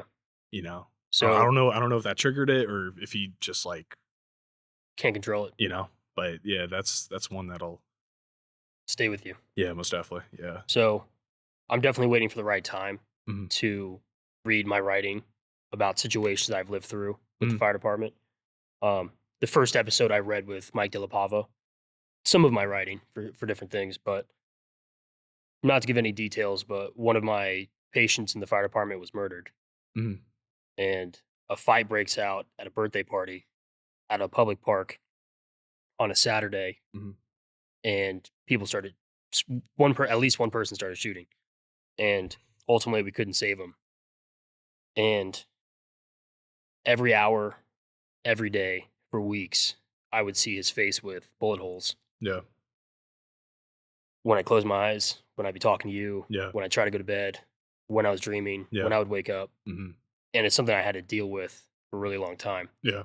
And the purpose of this project is to recognize that these situations happen Mhm. and there's ways to grow and heal Most definitely. and move beyond it. Yeah. Not that I'll ever forget, because Yeah. there's the other calls too. Mhm. You're not going to forget that. Yeah. But the fact that you're still thinking of it every week Yeah. after this much time, And this was, I probably a think, while ago. 20. Yeah, I'd say over a year ago. Yeah. To be And honest, it's still it's still fresh. extremely Yeah. relevant in your life. Yeah. So, do you ever experience nightmares or night terrors when you sleep? Or do you remember your dreams? Because you might not. I'll be honest. After that, after the first incident I told you about, Mhm. the like cutting the kid down. That like I scared to go to sleep. Yeah. Scared to go to sleep because of These situations. Yeah. like what could come in the dream. Yeah. Um, and it like also like makes you think like, damn, like people around me, like what are they going through? Like I got a beautiful girlfriend at home. I got two parents. Like, what are they going through? I got brothers, sisters. Yeah. What are they going? Serious. Like So it's natural to hide yeah, or conceal um, what we've experienced, right? Especially hmm at work. So I hid what I could. hmm It definitely became apparent. yeah, I call it like my accent. I know you're from New Jersey, yeah, but like my firefighter accent will come out yeah, and you'll see like, holy shit, like Tom's salty. He's pissed off. yeah, Like it's like an accent hmm when I get worked up. yeah, And like I didn't like the accent. yeah, And that's ultimately why I decided to leave. mm But within 6 months, I could tell you the exact call. And eventually I'll share the story of why, when, and how hmm I left or made the decision to. Like I know the exact minute it's unreal. Yeah, that I was, and it was only 6 months. I say on the job, but it was 6 months in the field. So like yeah, I'd already been on probably like 10 months on the job. But but after all the training and probation, and then you're off, you're on the mhm, streets. After like 6 months, I was yeah, like, if I feel this way after 6 months, 30 years, 35 years is not. who knows where? It's Yeah, not going to happen. yeah, Like yeah, I'm going to crack or break in yeah, whatever direction it could land. hmm Right. Um. and like the other part of all this is like I said, like I got all these people around me. I'm like damn, like how like What are they how dealing they with? how they feeling like like blah blah blah, and like I failed to realize like damn, like where am I at, like I want to like I told you, like I'm not losing no sleep over it, but like the other things, I'm not eating, I'm not showing up to training sessions the right, in the right mindset, or It affects you. even showing up, Yeah. like I'm just like I'm not even the mindset to like question like oh there's something wrong, you know what I mean, like the other part of like oh like I'm not showing up for my girlfriend, I'm not, I got a beautiful dog at home, like I'm not showing up for my dog, and I'm, like just in that very moment, you don't realize like you're not there, You're in a fog. you know? Yeah. But you don't realize till it's happened. Exactly. Yes. So Yes. I talk about my dad a lot. Mhm. Another one of his lessons is you have to have a bad day to know you had a good one, Yes. but you don't realize you haven't had a good one in a long time Mhm. when they just seem to keep being bad, bad, bad, bad, bad. Yeah. And then it's hard to see a good one because you don't even perceive it as that. Yeah. It's just another thing to get over with or to deal with or, Mhm. just more bullshit. Yeah. Um, so again, when I spoke with Mike De La Pava, I thought my sleep would improve because in firefighting, we're on 24-hour shifts. Yeah. Some departments are changing, Pasco's evolving where they're going from 24 on to 72 off. Okay. But traditionally, it's you're on for 1 day, you're off for 2, 24, 48. That's traditional. Gotcha. So if you're sleeping at work, Yeah. Yeah. if you get to sleep, right? Yeah. Because you might just be working all 24 hours. Mm. But you're just constantly having chronic sleep deprivation because you're just constantly being woken up. You're running different calls and everything else. We call them tones. The tones drop, Mm. and you got to go to the call. Yeah. So your sleep just constantly screwed up, and it causes all these different problems with hormones and insulin problems, whatever else. Yeah. Much more behind it. Yeah, Yeah. it affects you long term. Yeah. So when I stopped, I was like, oh, it's only up from here, right? I get Yeah. to sleep in my own bed every day, and like when I had longer sleep duration, uninterrupted, my sleep got worse. Really? Because the fire department, I intentionally bid a slow station Mhm. so that I could figure out my life. Yeah. And people talk smack, but I really don't care. It was a retirement station, and hence I didn't stay. So Yeah. I bid the slowest station so I could try to figure out my life Yeah. and hopefully limit the amount of stress. So I didn't have to run calls every single night, but you still just have this poor sleep Yeah. for whatever amount of time you have. So now that I'm off, completely done, Mhm. I'm like, oh, it's great, right? But now I'm sleeping with no interruptions. Yeah. Now I'm having the nightmares. Yeah. Now I'm having the night terrors. Yeah. And now I'm waking up as if I'm at work. Yeah. Where there's been numerous times where I'd wake up in my own house, like, I don't want to say the word tweaking out, but like getting ready to like run a call. Yeah. And like Yeah. I'm in my own house. And that'll happen when you're on shift, Mhm. where you wake up and you think you're at home. Yeah. Or you're at home, you think you're on shift. Yeah. Or it's like, my wife's a labor and delivery nurse. She works night shift. She'll come home. On occasion, I would still be sleeping, Mhm. and she would gently wake me up, and I'd tweak the fuck out Just because I think a tone just dropped, and I think I'm late, yeah. and I got to go run a call. Yeah. Or I was having a dream where I was not performing, and I was constantly failing at my job. Yeah. These are very real realities. So when Mhm. people retire, they have a slew of new problems because your body's just suppressing it for so long. Yeah. The month that I left the fire department in another county, one of their gentlemen that retired died within the first month of retirement. And it's frustrating that it's common to see that the body's so used to running on like high octane this whole time Mhm. that now that it's just nothing, it's just like It's calm serenity. yeah. Your body's just like, where's the adrenaline dump? Yeah. It Where's doesn't. Yeah. It doesn't know what to do. when's the tone's gonna drop? Yeah. Like, you know what I mean? And then your body's trying to regulate and it'll just Yeah. spike. And now you just threw a STEMI. Now you just had a heart attack. Now you just had Yeah. a stroke, this, that, whatever. Yeah. You name it. Yeah. And these people are dropping dead. Yeah. And imagine working 25, 30, 35 years for this retirement, and within Mhm. 30 days you're croaking. Yeah. It's really sad. Yeah. These are things I want to address. And it's the unfortunate truth that comes with the stuff. Being a correction officer. I kind of it's more routine. You know. As for a firefighter, you're just kind of waiting. I guess waiting on the call. The way I Or describe it, I love the fire department. Two of my best friends are at the same department. You know what I yeah. mean? And it's what I really wanted to do. Mhm. But I found for 24 hours, I was just waiting for the world to burn. That's how my outlook shifted Yeah. from I want to help and save people Mhm. to I'm just waiting for terrible stuff to occur. Yeah. And then I call it the itch.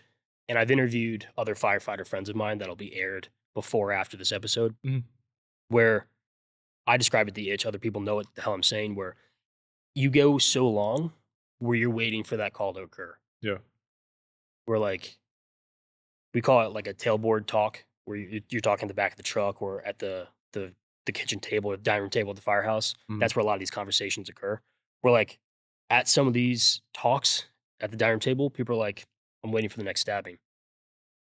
And that's a psychotic thing to say. Yeah. But you just know Yeah. it's been too long since I've had my last stabbing. Yeah. And you're just like, when's it you- gonna come? So you're about to do it You're for one. anticipating it. Yeah. Yeah. You're like, Yeah. oh man, I could run a collision right now. Yeah. I could run extrication. Yeah. Oh man, I haven't had a MVA Yeah. in 10 shifts. Mhm. Right? I haven't had a PD code. Yeah. So for our department, a code was active dying. Mhm. If someone's coding, they're actively dying. Yeah. A signal 7 means they're completely deceased and there's nothing to form. Okay. So if you just hear on the radio signal 7, you know what just occurred, Yeah. but there's nothing to do. But if you hear a code, they're actively working CPR or life-saving measures Yeah. to try to change the events. Mhm. But it's not normal. Yeah, no, Be like, yeah, "Oh, man, I haven't had a car crash in a while." yeah, You know what I mean? yeah, I haven't had a burnt down building with people inside. yeah. These are not normal things to say. No, not at all. But Yeah, that's how it warps you. yeah. And, to piggyback off, what you just said, like I said, within the JDC, it's very personal and obviously, emotions, it's a very emotional place, very, very, so once you get going, it's very hard to come back, so kids, youth is, hey, beat your ass, blah, blah, blah, do this, do that. Like, go ahead, swing. Like, a terrible, terrible thing to say. Like, absolute, like, They're it's pressing terrible. you, and Yeah, then you feel yeah. pressed back. And I'm like, you know, like, fortunately enough, I'm big enough for these kids not to try Mess me, with you. but Yeah. I've seen and been victim of like these kids pressing, and I've seen other officers just go back and forth, like like They get egged on, they take the bait. almost definitely, They fall for it. and just like wanting the kid to do something, Instigating. you know, Yeah. and it's just like in that very moment you don't you're in the moment, like there's no you know there's no off button Yeah. right then And and every there. second counts because if you lose your temper, Exactly. then you're gonna have to pay for the repercussions of the actions, right? Yeah, and fortunately enough, I've learned to I've learned to set the ego aside. That came with I really attribute it to with lifting, just being real with myself and taking that to my everyday life, just putting the ego aside. Um, these kids aren't worth my like Blood I'm I'm pressure. I'm I'm here for these kids. Yeah. I'm here to help them. Like what good am I going to do, threatening this kid, that probably gets threatened every day on the outs by his parents or, by somebody, Whoever. Yeah. So what Well, good, yep. Exactly what I was gonna you say. know? Um, yeah, just, and the whole like use of force thing, God forbid we do have to go, hands on with a kid, no one ever wants to go hands on with a kid. No one. But, instances where, you're hyped up, they're hyped up, just Gotta react. caught in the moment. Yeah. Just really caught in the moment. And then the aftermath, you're like, damn, like why? Like why did I have to go there? Like all it took, like all it could have took was, hey, listen, man, like come outside, get some air, Yeah. Walk it off. walk it off. Like let's talk about this for instead of going back and forth, and that's going back to the training question. Just we're just not equipped with the social skills to de-escalate a kid. Being that I do want a law enforcement career, I have looked into de-escalation techniques, and like I said, Yeah. Ways to improve. yeah, I'm always trying to improve, and especially with kids, if you can get a kid that's immature, just doesn't know, if you can get him, if you can get through to him through words, you won. That it's really a beautiful thing when it's like when it's done. Like I remember, yeah, not too long ago. I'd say probably like a couple weeks ago. There's an argument between a staff and a youth, and it was a youth. It was a youth that I had a pretty good rapport with. Um, yeah, pretty good rapport with, and all it took was tap on the shoulder. Hey man, let's Yeah. Not worth like it. come on man, like the stat, like both of them screaming at each other. I'm sure it was over something petty. Some like probably a website he wasn't supposed to be on. It was during school. Yeah. And the staff asked him, like go to your room, like go to your cell. And he wasn't going for it. I'm out doing a check, and I come back from doing a check, and I'm seeing like it's starting to get animated in there. Yeah. It got so animated that one of the teachers in the room had to come get me. So all it took was a, hey man, like Yeah, not worth it. Yeah, come on now, you know. And that de-escalated it, Yeah, hopefully yeah, enough. Yeah, yeah. not always, but But it was enough to, this time it did. it was enough. It was enough for, I guess that you saw, like, I didn't. 9 times out of 10, the youth is going to be scared that we're going to go hands on with them. Yeah, So he saw that. they're fearful. He saw that I didn't want to go hands on. Like I never want to go hands on with these kids. Yeah. So it's just like showing these kids, like I'm here. We're here to help. We're here for y'all. We're not working for y'all. We're here working with y'all. We're working with you guys. Yeah. But yeah, it's just certain things that just could be prevented, and you know, So on a lighter note, you grew up in New Jersey. Jersey, Tell me what Jersey's like. Jersey, born and raised North Jersey. I come from a really nice part. Mountains, like more like skiing, and Cool. yeah, it's really nice. Um, Lots of trees, during fall, just absolutely beautiful. Yeah. All the leaves changing. Winter, always snow. Spring, it's always beautiful. Summer, go to the beach, you gotta catch a tan, so we got it all. Yeah. Yeah. Describe what you would do as a kid. Sports, games. As a kid, I have 3 brothers, 3 sisters, so Busy house. oh yeah. Yeah. So, always caught, always out playing, doing something, always doing something, whether it be basketball or just, doing what kids do, Staying active. you know. Who were influences of you for your youth? Who influenced you? I'll be honest, my my high school coach, Dan Gibson, he, I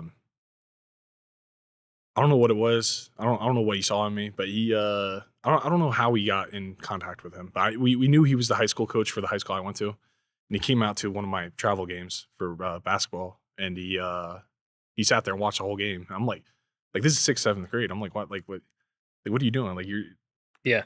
coaching high school, man. Like, come on. Yeah. Yeah. So he came out to the game. I talked to him after the game. It was like nothing crazy, just 6th, 7th grader. He saw the potential in you. Yeah, I guess so. Right. I guess so. But back in middle school, like I never basketball wasn't really not like I didn't see anything with it really. It wasn't until my junior year. Yeah, I think it was my junior year of high school. I was like, okay, like maybe I could Pursue it. do something with basketball. Yeah. Before it was just fun. Yeah. Just- All my friends were on the team. Yeah. I was fortunate enough to get called to the travel team that my one friend's dad put together. St. Jude's Orange. It was like Syracuse colors. But coming off the bench, like I wasn't that good. Yeah. So Yeah, you had to grow. yeah, of course. Definitely learn how to play. Of course. Yeah. So, oh yeah. I didn't realize you had 6 siblings. 6, Yeah. 3 and 3. You said, right? Mhm. Describe what that's like. Relationships. Okay. Yeah. So 2 older sisters, 2 older brothers, 1 younger brother, 1 younger sister. Yeah. So I don't know if you know, but I'm adopted. So I have an older sister. She lives down here. She's a pharmacist. She's beautiful. She has a family going now, so absolutely beautiful. My other oldest, my biological sister. She's the oldest biological to me. She lives up in New Jersey. She's from Lyndhurst. Talk to her occasionally. Never really had a relationship with her. To certain extent, phone calls, Yeah. nothing. 2 older brothers. Anthony's about to get married. That's It'll be fun. yeah, it's beautiful. Yeah, I'm so Excited. Yeah, you had no idea. Yeah, it's awesome. Another older brother, Joey. He's up north. I have a younger brother. He's also up north, and then a younger sister. So, I had a lot of questions for you, Sure. and I was curious your opinion on things. Mhm. You said it early.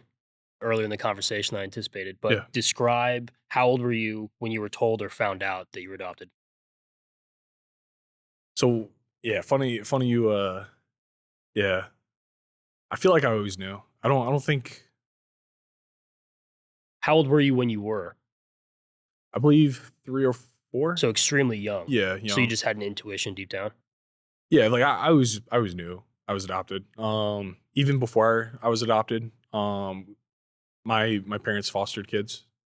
And they openly told you Yeah. that you had fostered? Yeah. Yeah. Yeah. So, like It was just an open, honest yeah, relationship. you got this one girl, or at the time, like sister, like I don't know what you call it, but a Foster fellow, sibling. yeah, Yeah. fellow foster sibling, and they're they leave to go to another family, so like it was just very, Normal. yeah, calm, like, yeah, I'd say normal, Common yeah, practice. Yeah. yeah. Because I didn't know the answer. Mhm. And it's important to talk about because there's gonna be someone listening right now that knows they're adopted, is gonna find out that they're adopted, Mhm. or parents that are considering adopting children. Yeah. And it's an experience that not everyone gets to have, Mhm. right? So I was curious, did you remember a certain feeling? The types of questions you had? I'll be honest, I wasn't. It's so crazy. I had this conversation the other night with Julia, and what's it called? So Brett, my younger brother, he's my biological brother. Mhm. So we were like a package deal or whatever, Yeah. So he, so me and him adopted by the same parents. Yeah. You we have never spoken about like what's up with our real parents, like what's up with the situation. Like Yeah. we've still to this day we have never.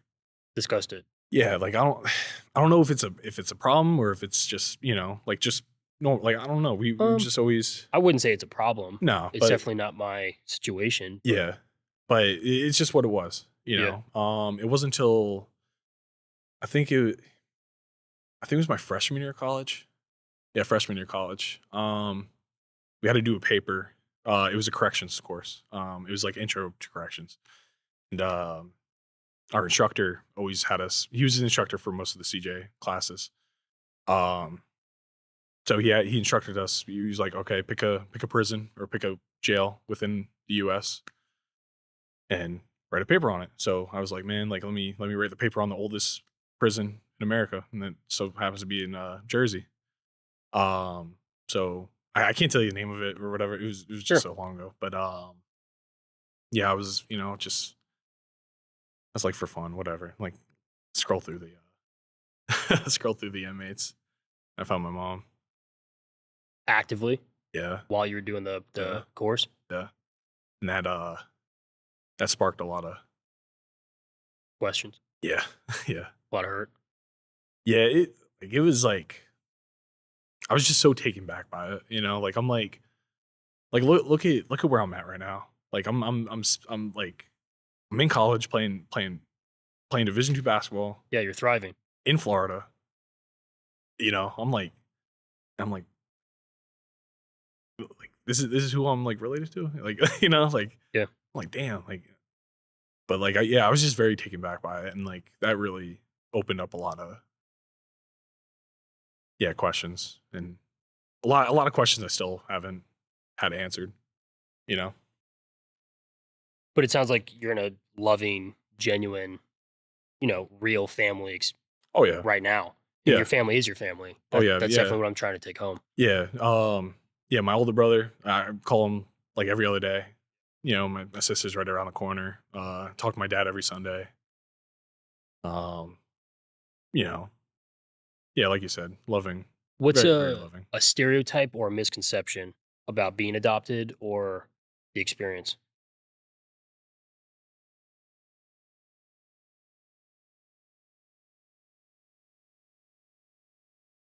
Say the question one more time.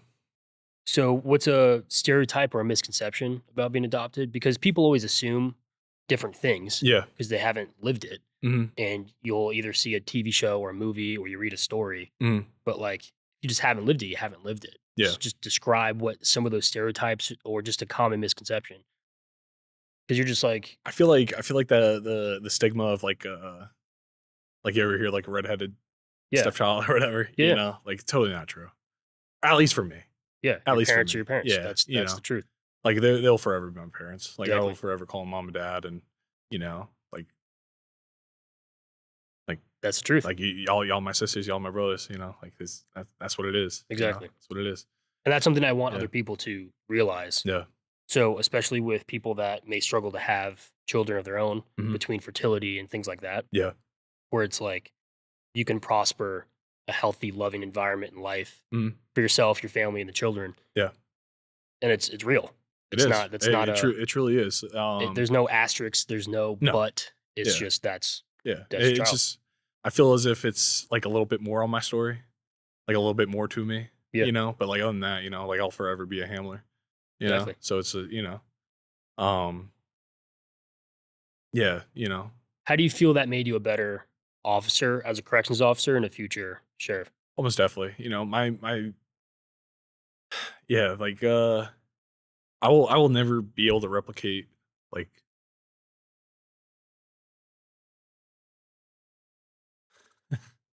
I'll I'll never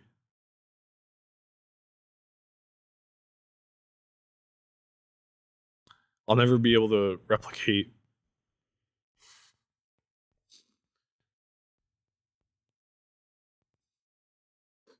You're okay.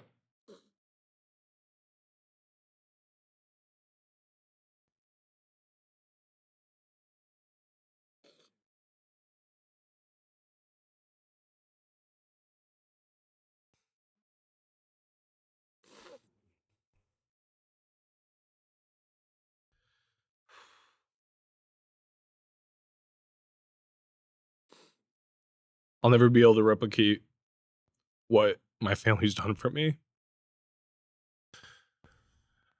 in any type of capacity, you know?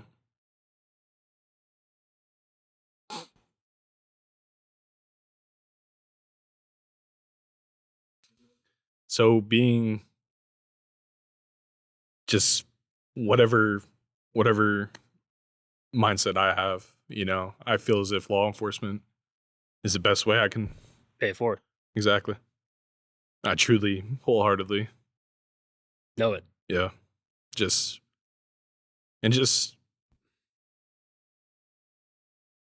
the community that comes along with being like adopted. Um just growing up knowing like who else is adopted and you know like seeing others not being fortunate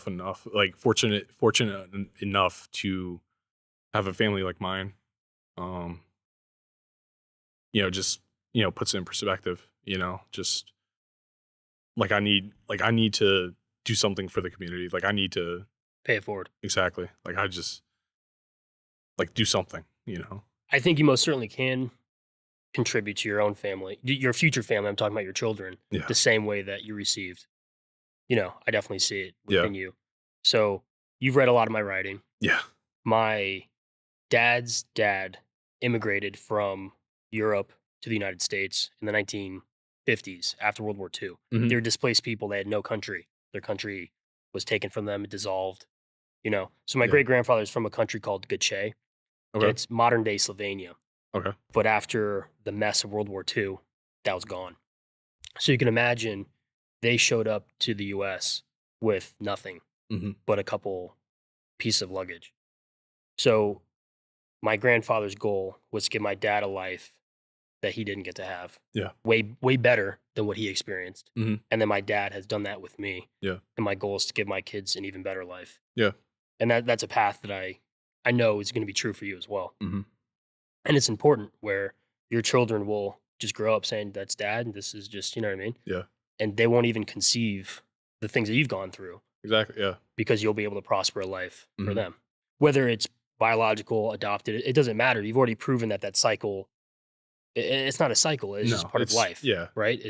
That's the stigma that I was talking about where people think about these things that reoccur. Mhm. No, your parents are your parents, your kids are your kids, and that's That's that's that. that's life, Yeah. right? So I think without a doubt, you're going to provide. So you will pay it forward in the community, but also in your own family. Yeah. You know what I mean? But it shows that compassion. your gratitude, Hmm. and how much your family means to you and what that has impacted you. Yeah. Um, Yeah, most definitely. and it's very clear how you're treating children, especially the youth in these JDCs, Yeah. that like it's very apparent that you care.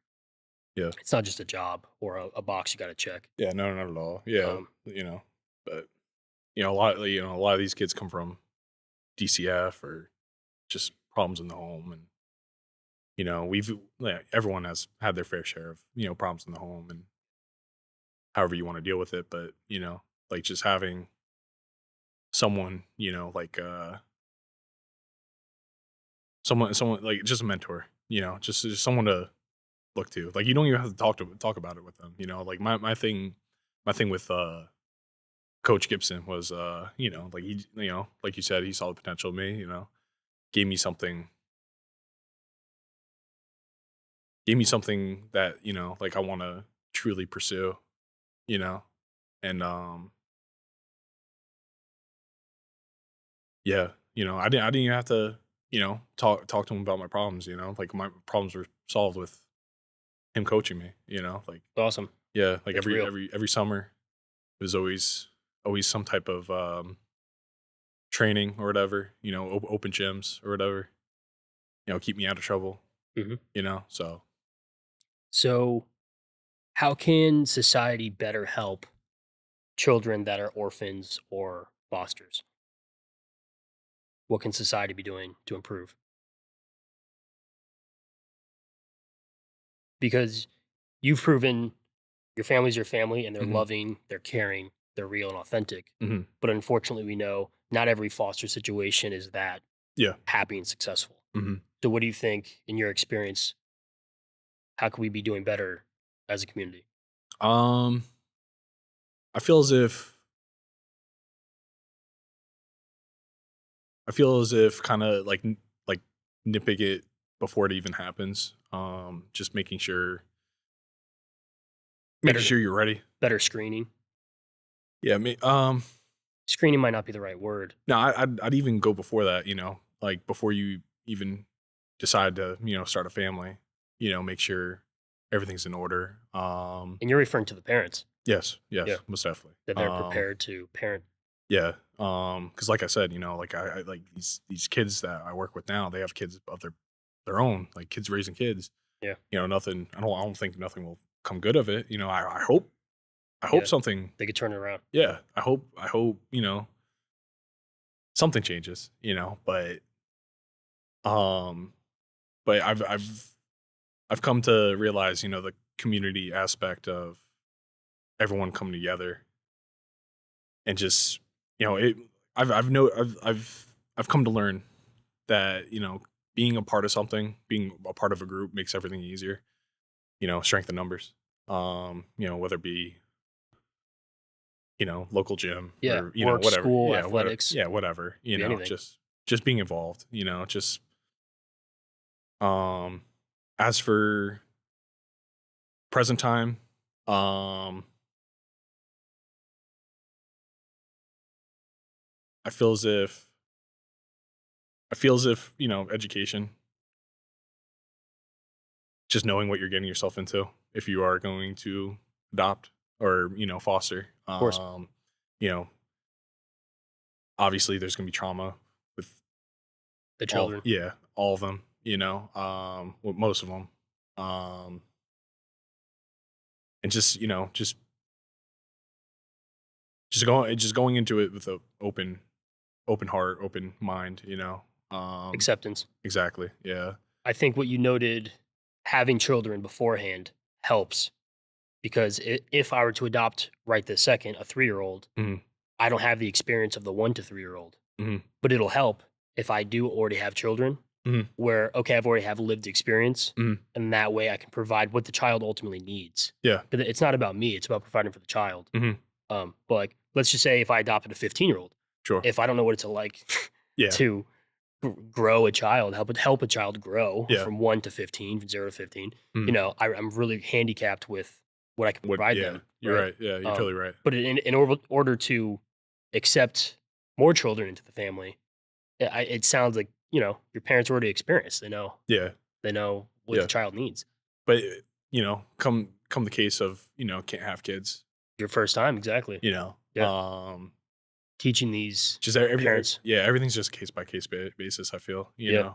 whether it be a, newborn, Mhm. whether it be, An older child. yeah, just, like openness, obviously do what you need to do beforehand, like I said, educate yourself. I think if there are programs to help future foster parents or adoptive parents, Mhm. help them grow, and there could be mentors Yeah. where, these were parents that adopted 20 years ago. Your parents could Yeah. help teach new parents Mhm. where they're like, okay, all of Yeah. my children are grown now. These Yeah. are what we've learned, and this is how I can help you because they've got real tangible experience. Yeah. Having a non JDC officer teach future officers doesn't help. Yeah. Yeah. I totally agree. Right? Yeah. I Just totally like agree. the fire Yeah. academy. Mhm. I would be a useless instructor if I don't have all this lived experience. You're right. Like you need guys that fought fire, kicked down doors, did the real stuff, Mhm. have that opportunity and experience to teach the new guys. Yeah. So But, like you said, this is also another thing that a lot of people don't really they shy away from. exactly. A lot of people, I feel like kind of gets overshadowed or just kind of gets pushed to the back. Passed away. Like, how many people that are adopted? A couple, You. believe it or not. And some friends would confide in me where Mhm. the other kids in high school don't know. Yeah. And this person would tell me I'm adopted, Yeah. them and their sibling. And it's like, you take that seriously where it's almost like a responsibility of like, Yeah. this person trusts me Mm. and they're not telling other people for whatever reason, but Yeah. they're telling me. You know what I mean? It's like a Yeah. really big sign of trust and a bond. Almost definitely. Yeah. But And also, just personal. It's never a bad thing. So whenever I would tell someone, like, oh yeah, like I'm adopted, whatever. Like I get this a lot in the doctor's office. Like I don't know a lot about my family history. sure. Yeah, so I have to state to them, I'm adopted. I don't know, and like like 9 times out of 10, it's usually pity. It's always Yeah. like like no, like don't, yeah. There's no need. Like I'm like like we stated before, my family's my family, and That's one of the stereotypes and misconceptions that yeah, we should break, yeah, where it's like, I think hopefully we could assume the greatest, but people side with the worst. Mhm. You know what I mean? To be Yeah. respectful. But that's the exact purpose of this entire podcast and project Mhm. in total Yeah. is to break stereotypes of fire, EMS, nursing, veterans, law enforcement, Mhm. adoption, miscarriages, Yeah. depression, PTSD. All of it. Yeah. This is what I'm trying to talk about because not enough people are talking about it. Yeah. There's just a fact Mhm. where it's just like, if we're not talking to people that were adopted, how do we help people that have to be adopted? You're right. Yeah. And I'll be honest, like I said, I always knew I was adopted. I was always with the same family. I never bounced house to house or family to family. Yeah. Um, That has to be huge with you your know, upbringing and almost definitely. the I, importance, right? I definitely had a few steps ahead than Yeah. the others that unfortunately had to bounce house to house or never got the ability to have a family. But So I'm one of the more better cases, I'd say. definitely, So yeah, ones that we want to highlight. yeah, You know most what I mean? definitely. Yeah. So I read your college recruiting profiles online. Oh man. So I knew a lot of this before you ever said it, but I Yeah. didn't tell you that beforehand. So you noted about being adopted Mhm. before I ever brought it up in the conversation. But I was going to break the ice saying before moving to college, you volunteered for the Foster Adoptive Family Services of Sussex County, New Jersey. Mhm. I was going to ask you to tell me about that experience. So like I said, like big community, just always I was always surrounded by um other foster kids Mhm. or other adopted kids. So it was never really out of like it was always normal. That was because your parents helped foster other children, Yes. Yeah. or were there other programs? I don't know the answer. So we were always involved with, This organization. yeah, we were always involved. So, it was always like social events, just get everyone together, like Mhm. everyone that has, that has fostered a kid or has adopted a kid, you know, provide the community. Yeah, most definitely. You know, it was always, you know, some type of party or something, you know, Yeah. that, you know, celebrate the kids, celebrate, you know.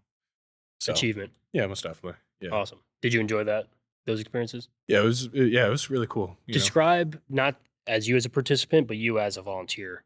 I know that was one of the main things you noted in your volunteer experience when you were getting recruited for college. Yeah, so big one was, you know, going back to school. Um,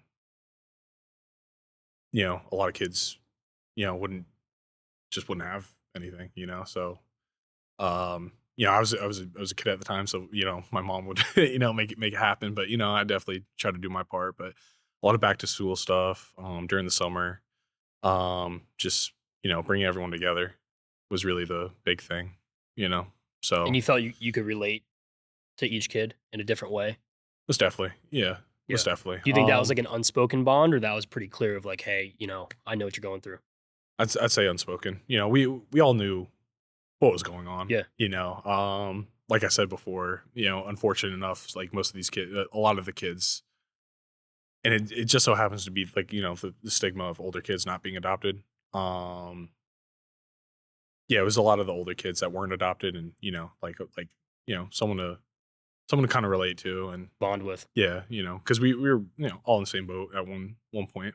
Yeah. You know, so Definitely. just being there for each other. Of all the places to volunteer, most kids don't volunteer Mhm. at a foster house or places to help other kids, Mhm. right? So like when people think about, in Florida, you have to have so many hours to graduate high school for volunteer and stuff. Mhm. It's not crazy, but a lot of people are like, oh, I'm just gonna like pick up trash around the park, or you know what I mean? Yeah, Something basic. yeah, But the fact that you wanted to help other kids as a kid yourself, I mean, you're yeah, still in high school. yeah, Um, it shows a lot about character, integrity, yeah. and it's important. And hopefully that's how the positive cycle, if there's a cycle that Mhm. we've been talking about, it's a positive one that Yeah. maintains, improving other people's lives. Yeah, but like the other part of it is like it was just so normal. Like it was just so Healthy. yeah, like it was like it was almost like I didn't even have to think about it. Like I just had to go do it, you know, like I have to go to work. I have to, you know, like not like You felt it as a positive responsibility, yeah, most not a definitely. chore, but Yeah. it was It something that we was do. yeah, it was Yeah. something like it's like you just Pay had it to forward. do. Yeah, you just had to Yeah. do, you This know? is part of my plate. Yeah. Yeah. Just the way you and I pursue training, Yeah. it's not a question of am I going to train? It's just when am I going to train? Exactly. Yeah. Is it today? I Is it totally tomorrow? agree. Yeah. That's just it's going to happen at some point. Yeah. When It's is it just gonna when is yeah, it gonna just fit in? one. Yeah. So tell me more about, you said Coach Gibson, Yeah, Dan Gibson. right? Yeah. So I had questions about him. If you were to tell me one lesson that he taught you, how would you summarize one lesson? So I remember I think it was my senior year. Or no, junior year. Yeah, it was my junior year. I had a really, really bad practice. We were so bad.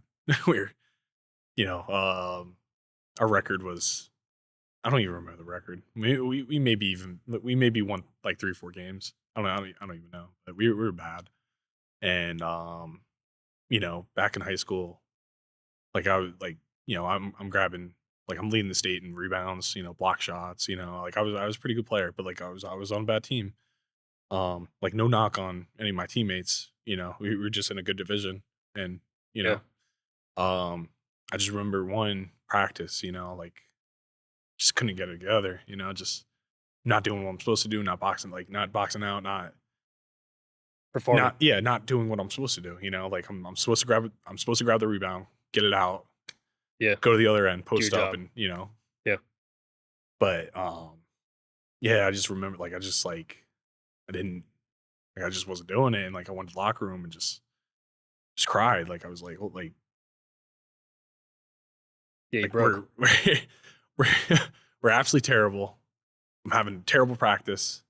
I don't see any hope at the you know we just came all like we got beat by 70 twice that season in a basketball game, in a high school basketball game, 70 twice that season. You're playing against Kobe. Yeah. Yeah. Right. Yeah, it's tough. You know, so I'm like like as a player wanting to, you know, play at the next level. Like I never saw myself go to the NBA, but I always wanted to play high level college or some sort of. Yeah, beyond high school. Yeah, most definitely. Yeah. You know, how many people could say they, you know, 3% or less. Depends on the sport.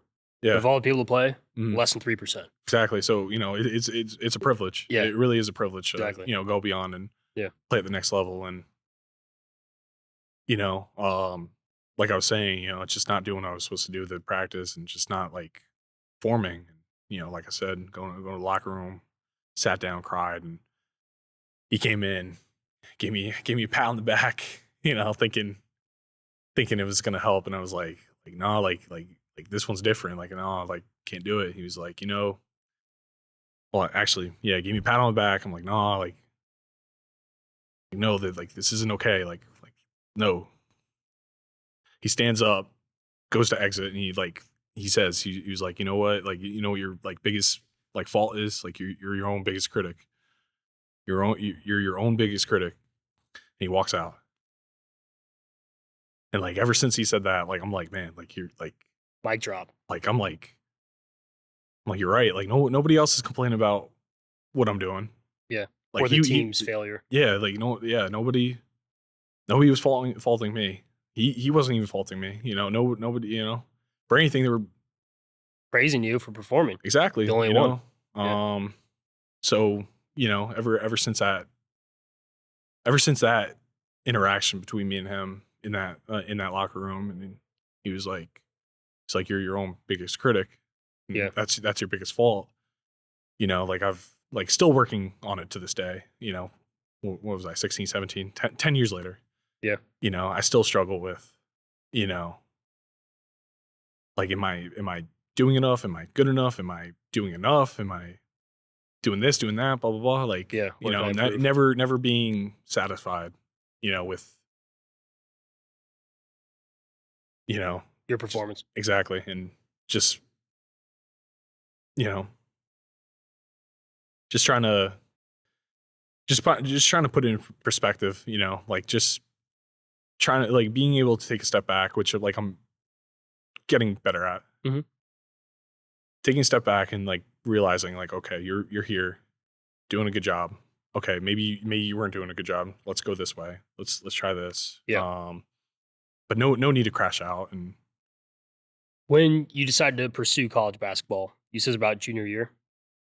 yeah, junior year I got real serious about it. Yeah. That's when I thought, you know, Making the push. yeah. So hopefully kids listening are going through that right now where Mhm. they're deciding, am I going to pursue this? Or they've been pursuing it for a long time. What advice would you have for a kid that wants to pursue the next level?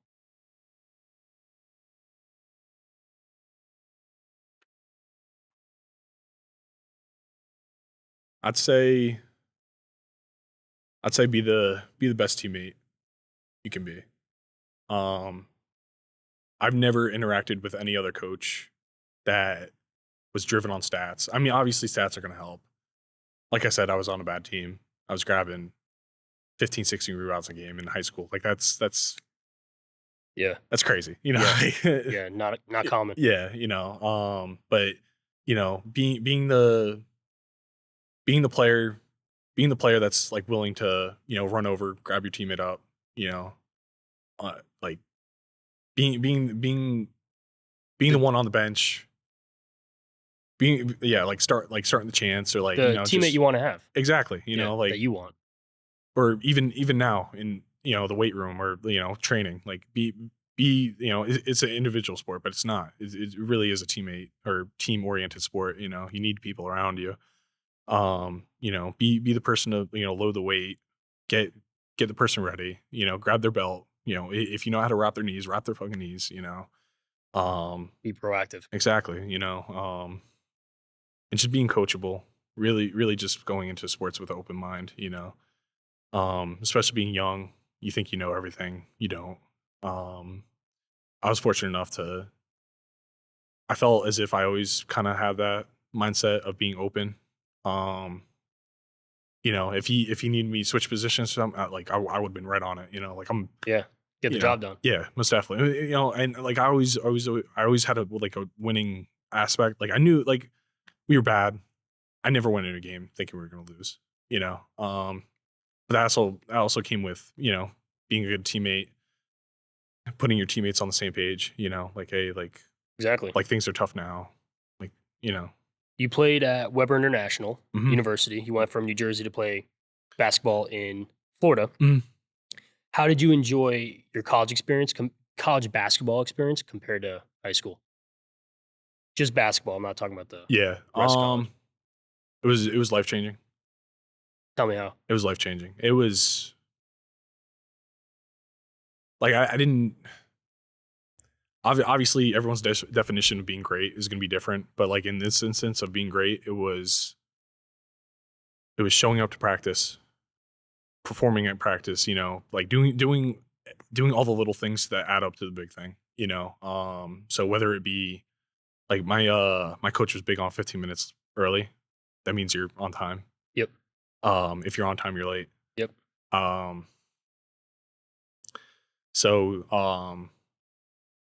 yeah, so like things like that, you know, sitting in the front of the classroom, like I know like this is total like separate from basketball, but it's really not.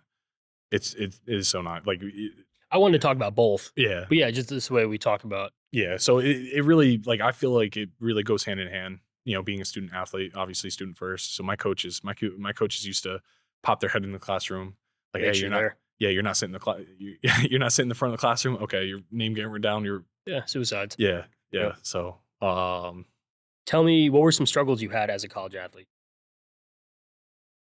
so biggest thing was my first year I redshirted. Um, I also got injured my freshman year into my sophomore year. I herniated my or whatever medical term they use nowadays, but I hurt my L4 L5 Okay. disc. Pardon your spine. Yeah, yeah, and I was like, damn, I'm not even like on the team yet. You know, Yeah, like you I'm struggled. yeah, like that really sucked. You know, with that came, you know, like seeing everyone else play, having to sit out during practice, like that was the one thing that killed me. Like I'm a huge practice player. I love, Getting I better. yeah, I think I love practicing more than the actual game. You know, Yeah. I don't know if that's crazy to say or like if that's You know, I've competed. I mean, how old am I now? I've been competing 25 years. It sounds weird to say, but Mhm. I've always taken sports seriously. yeah, Right. So like I've been doing it for a while. Not that I've been pro for any amount of time ever, but what I learned is you love the game more than you love the competition. yeah, That's how I'd word it. Because yeah, practice is the game.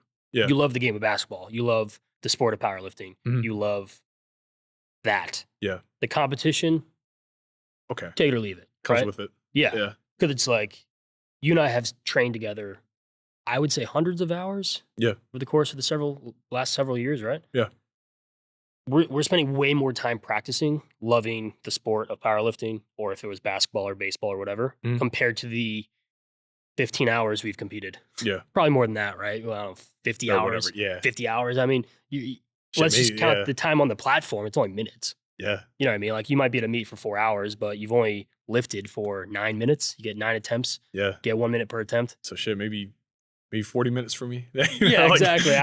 I'm barely at a couple Yeah. hours now at this point, right? Yeah. So clearly you got to love the sport yeah, more. yeah. Because if you only love the competition, you're going to burn out really quick because Almost either definitely. you're not going to get to the point to compete, Mhm. like you just can't get that far, Yeah. or you're not going to get it frequently enough and you might get burnt out or injured or just lose Yeah. enthusiasm that way. Yeah. So something that my high school baseball coach taught me was he played in the MLB. Like Okay. he did the whole nine. Oh yeah. Yeah, super dope. Yeah. And he taught us a lot of lessons. And when the reality came that he no longer played at the MLB level, hmm he learned he's like, the game didn't miss me. And it's something I haven't written about yet, but it's been in my notes for, 3, 4, or 5 years, Yeah. where he taught us, he's like, at one point, imagine LeBron James right now. He's like, I am basketball. Yeah. But there's going to be a point in time in history where LeBron James is not playing basketball. Yeah. And, I hope the game misses him because he's a great player. So, But yeah. the game's going to keep going, going Mhm. to keep evolving. There's going to be new superstars and new stuff like that. Yeah. So to teach a high school player, hey, there's life beyond this game. I might play the next 2, 3, 4, 5, 10 years, Mhm. but there's gonna be a point where there's a Tom without baseball, Yeah. right? Yeah.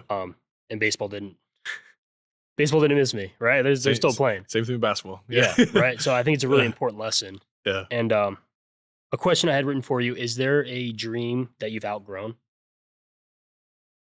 Dream I've outgrown. Do you want my answer and I'll kinda help you? I didn't Sure. wanna give anything away Yeah. because I try to answer these questions that I ask you, Yeah. the questions that I can. I was Mhm. not a, juvenile corrections officer or anything, but Mhm. looking back, I'm like, "Damn, I did outgrow the dream of playing professional baseball," Mhm. where it got to the point where I chose, "I'm not gonna keep pursuing this." Yeah. You know what I mean? Mhm. And I've outgrown it. I'm completely fine. Yeah. I never played a minute in professional anything Yeah. regarding sports. Mhm. Um, and I'm okay with that, Yeah. right? So that's a dream that I've outgrown. Mhm. But you can go in any direction you want. Is there a dream you could think of? Um, I mean, I'm just like I'm the type to like try everything. Yeah, Like I love like for a little bit I was doing Muay Thai. I didn't know that. That's cool. Like That's I sick. was it was short lived, but like it was something like I want to Give it a try. shot. Yeah, like I always had aspirations of like a fighting sport. I thought it would aid me in my career as a law enforcement. But really I can't hit these kids. So like what good is it gonna Yeah, what good is it gonna do me? But um like the new thing like a little bit ago was darts. I tried getting good at darts, like just stupid shit, did you enjoy it? Yeah, it was cool. Yeah. Yeah, Hell I like yeah. darts. Yeah. Not very good at it, but Yeah, I'm not all right. me either. Yeah, But you know, nothing whatever like kind of sparks my interest, like right now I could tell you it's powerlifting. yeah. Like the way I thought about basketball, like I can't compare as to how I feel about powerlifting. Like I You feel more passionate about powerlifting. yes, yeah. Like Cool. I knew it was a problem in college where it was my junior year. Junior year. I think we had a strength coach. Who was it? It was Coach Tomas. Yeah, Coach Tomas, and he was a big he's big on like the big lifts. Like he was like we weren't doing power cleans. We weren't doing like the ollie, Olympic. yeah, Yeah, the ollie lifts, and he was more like let's deadlift, let's squat, yeah, let's bench. And I'm like, damn, like I'm starting to like this shit yeah, more than basketball. yeah. That's you how I know, fell into yeah, powerlifting. Was in college. I yeah, was enjoying lifting more than baseball, yeah, and I just decided to.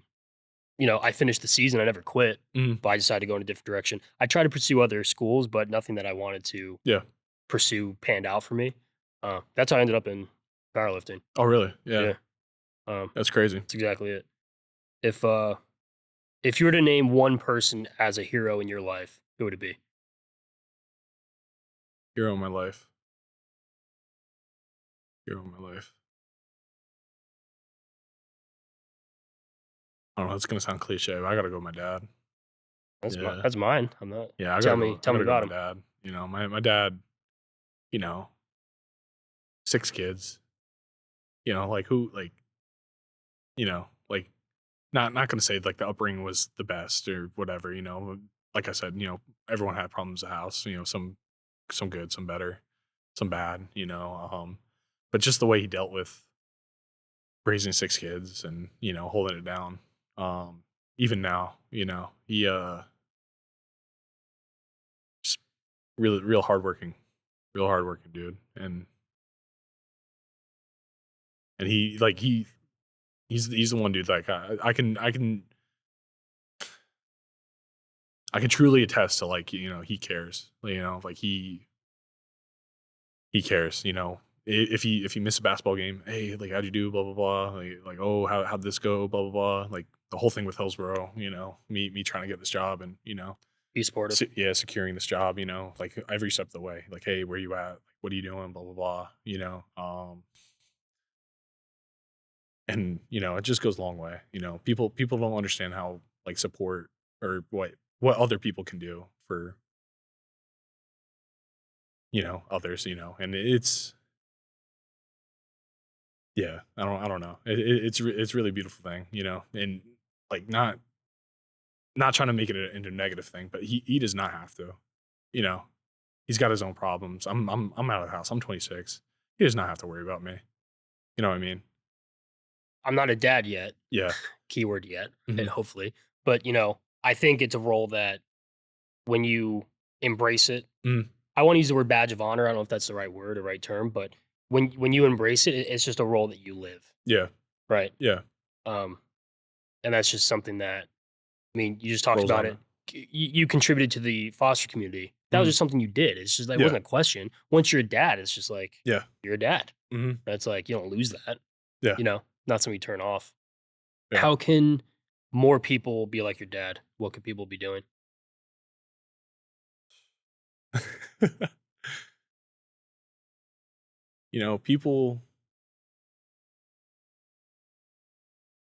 People if people gave like 10%, you know, like if people just bought in, I don't know how I'm gonna go with Ten this. percent more or 10% at all? Just at all, if people just went like the extra step in certain things, I'm not saying all things because it doesn't take much to do a lot of things, but um, like if people, Tough question, right? it really is, yeah, Yeah. and like I'm trying to find the words for it, but it's just like I know Um, what I want to say, but it's yeah. So I write down. I haven't recounted. I'm close to 1,000 questions that mhm, I've written down. yeah, A lot. that's It's absolutely I've insane. I've spent a lot of time.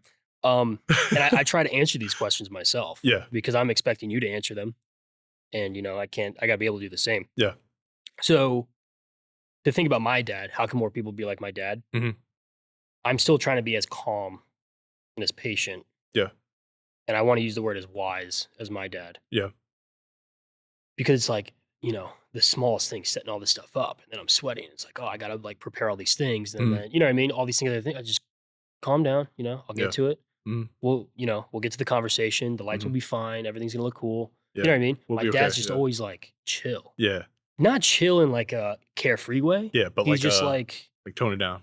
we'll get through it. We're Yeah, cool. You know what I mean? yeah, And he wouldn't even say it that way. That's yeah, just yeah, definitely my yeah, spin on things. He's just yeah, very, he would say, it's not worth my blood pressure. yeah, We're just like, all right, yeah, another thing. My mom was born with a heart condition, mhm, and she keeps having all these different procedures. She was just born with it. It's no one's fault. It just happens. mhm, My dad never bats an eye. He's like, all right, yeah, like that's we'll do this. yeah, All right, we'll make sure we have insurance.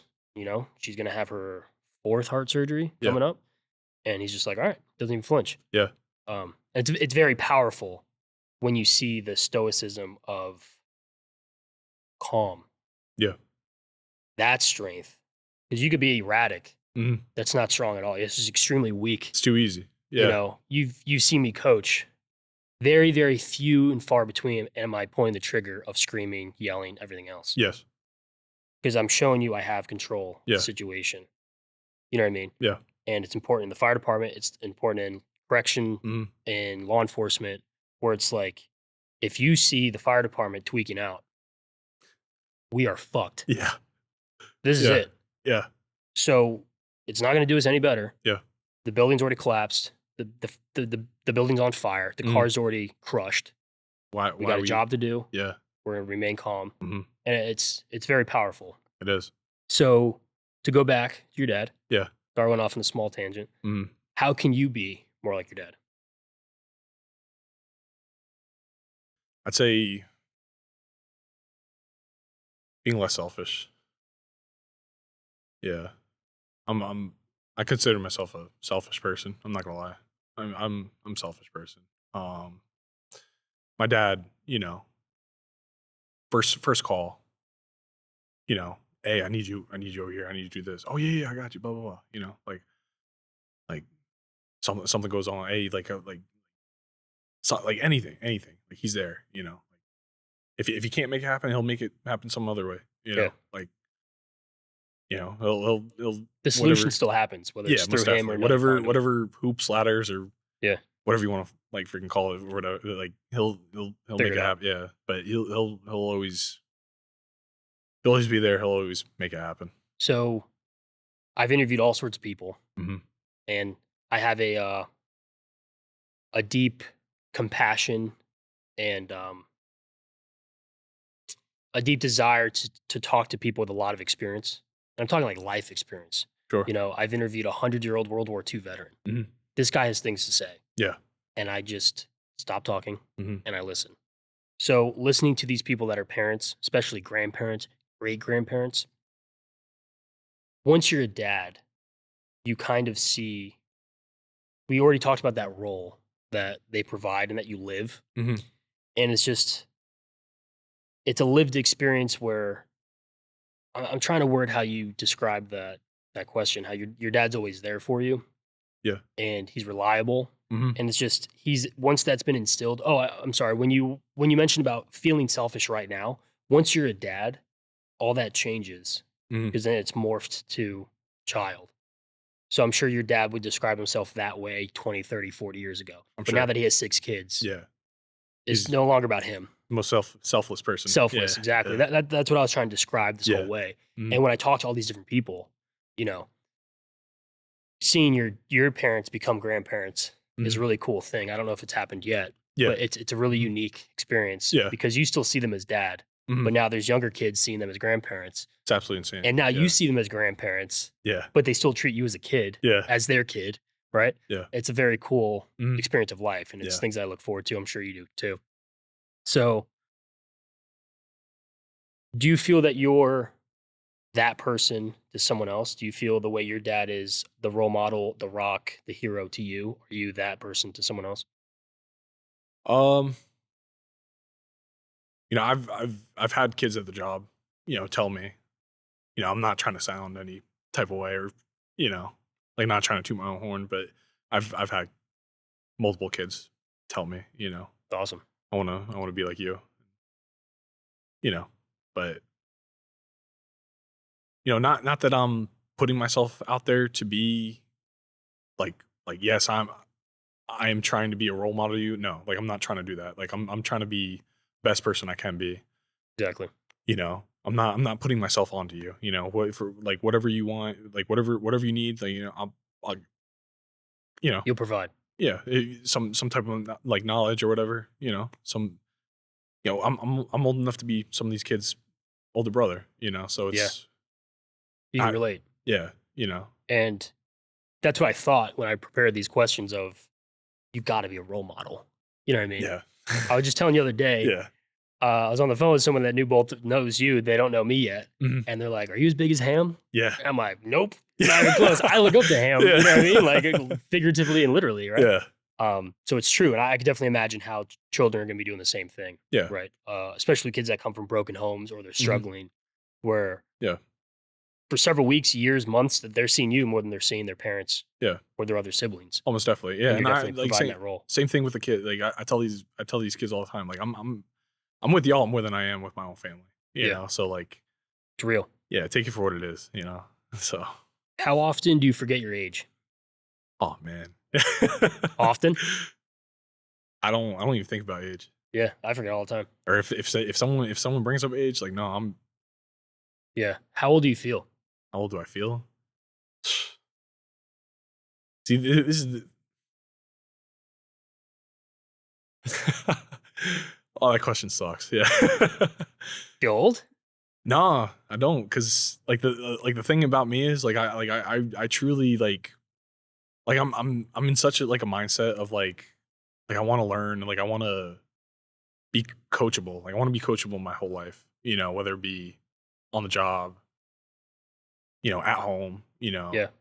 Like In the I'm community, in a yeah, sport? whatever it may be. Like I'm like I truly like there's no cap to knowledge, obviously, and like I just like I'm just so open to like new opportunities. And I've had a few people tell me like, oh, it's too late to become a sheriff deputy. You're already too old. Like, no, like, what are you talking about? Like I'm No.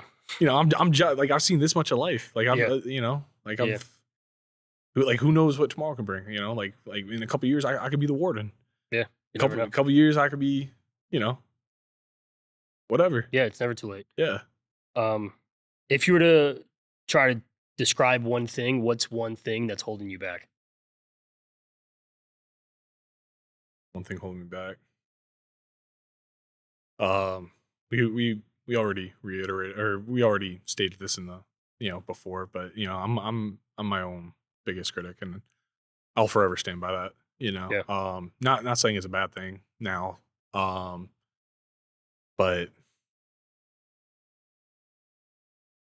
you know, like I just like I always feel like there's something else I could be doing. To You feel like an intuition, right? yeah, Like it's a gut feeling. yeah, or like just something I could be doing to aid whatever I have my eyes on Do you or feel whatever. that in your personal life, at home? Do you feel that at your job? Everywhere, everywhere, like doing the dishes, like damn, like I could have Yeah. did this differently or whatever, or Yes. like Intrinsic motivation is internal, Mhm. and it's very hard to, you can't teach it. You can't make someone want it for themselves. Yeah, So external motivation is like, rewards and, you know what I mean? Mhm. You'll get the money, I'll give you whatever, this, that, whatever. But like intrinsic motivation, it's so important and you got it or you don't got it. That's Yeah. just how this goes. Right. So like Interesting. people like you and I have it. Yeah, Where like there's been zero incentive for me to write for 5 years straight yeah, every week. So I Mhm. gotta kind of reiterate. You know Yeah. what I mean? There's no one just like paying me. No. I just felt Yeah, this intrinsic motivation where yeah, I'm writing every single week. Mhm. At the time of this filming, we're over 255. Mhm. By the time this airs, we're going to be closer to 300, Yeah, maybe a little less than that, 280. Mhm. Um, I can't describe it. Yeah, This whole project, people are like, why are you doing it? I'm like, I want to feel fulfillment. yeah, And I didn't feel it in the fire department. I wanted to. Mhm. I felt glimpses of it at different points of time between this sport, coaching this job, this occupation, whatever. Yeah, Well, this is where I feel the most fulfilled, yeah, knowing that there's going to be a kid that is going to be adopted or has been adopted and can Mhm. listen to you Yeah, and the success of your life and your story, Mhm. or a kid that wants to play college sports, or someone struggling with changing jobs, or they want to be a corrections. I mean, there's so much to take away from your conversation Yeah, most definitely. and every conversation that I'm hosting. Mhm. The amount of things we could learn from a guy that's 100 years old and he's still sharp as a tack. Yeah, It took him 80 years to receive his Bronze Star. He wasn't asking for his Bronze Star Mhm. from 1945. Yeah, And he still deals with the PTSD and the chronic sleep problems, the nightmares, the night terrors, and the struggling of what he saw yeah, of the Holocaust survivors, the concentration camps, the combat, the people that he had to hurt in order to come home. yeah. 80 years. Unreal. Yeah, It's unbelievable. unreal. And it's like, these are the people I want to talk to Yeah. because this is what can teach us everything. Mhm. I'm not learning much when I don't have a TikTok, but Yeah, going to TikTok, Instagram Reels, whatever. I'm just scrolling this crap. yeah, yeah. I was like, oh my God, it's just like crap. Mhm. I don't want to contribute to that. Yeah, I want someone to scroll and to see you saying, this is how I've been able to accomplish this. Mhm. And I was adopted and I contributed to, the foster homes and this is how I helped other people. Yeah, And this is how all the ships have risen Mhm. with what you've been able to provide. Yeah, It's important, yeah. No, it's right? beautiful. Yeah, So I only have a couple questions left.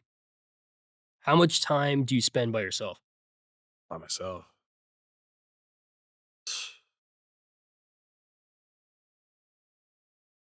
I don't think anyone's I ever mean, asked you these questions, yeah, have no, they? Yeah. never. Yeah, Yeah. never. Yeah, I mean,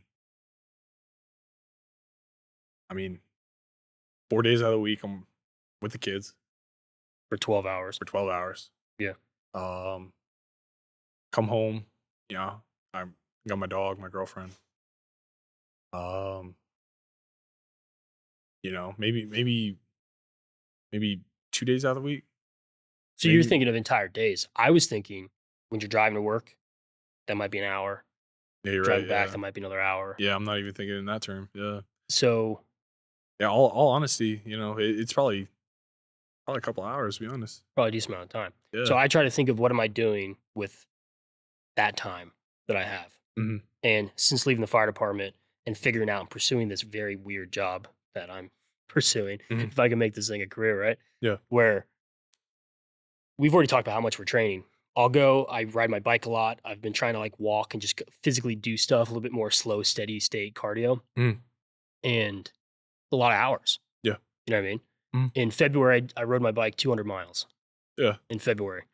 A lot of hours Yeah. on a bike by myself. Yeah.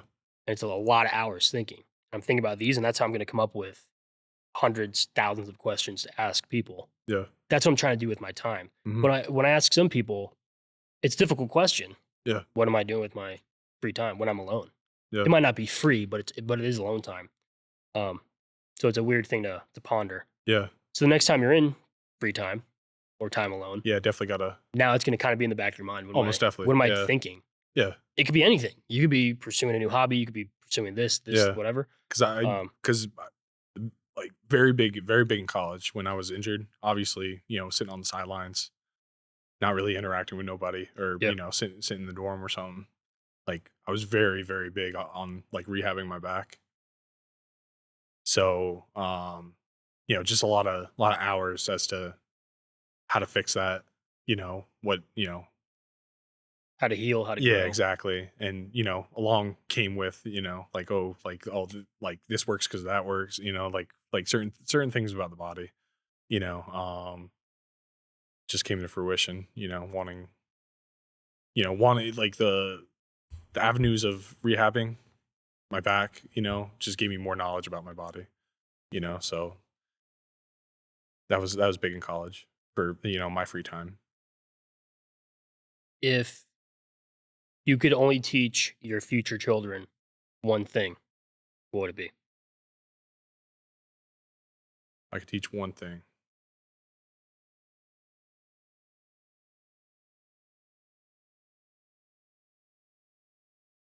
I want to say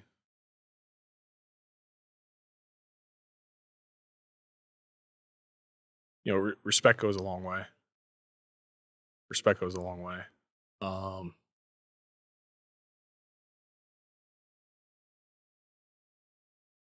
no, actually, I take that back. Okay, what's a good one? Be the person who you are.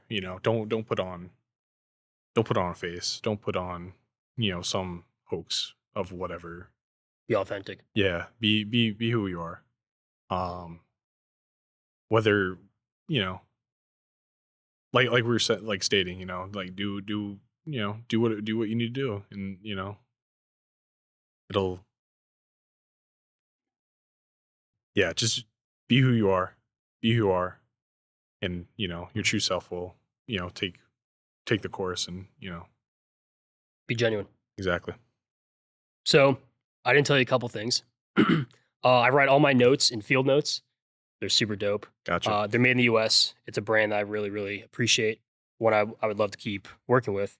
And every guest gets their own Field Notes. So these are a little bit smaller. Yeah. So they fit in your pocket Okay. and they're extremely useful. Like I said, they're all made in the US. And the more that I do this project, the more I find I'm physically writing because it helps memory, it helps the thought process, and there's no battery.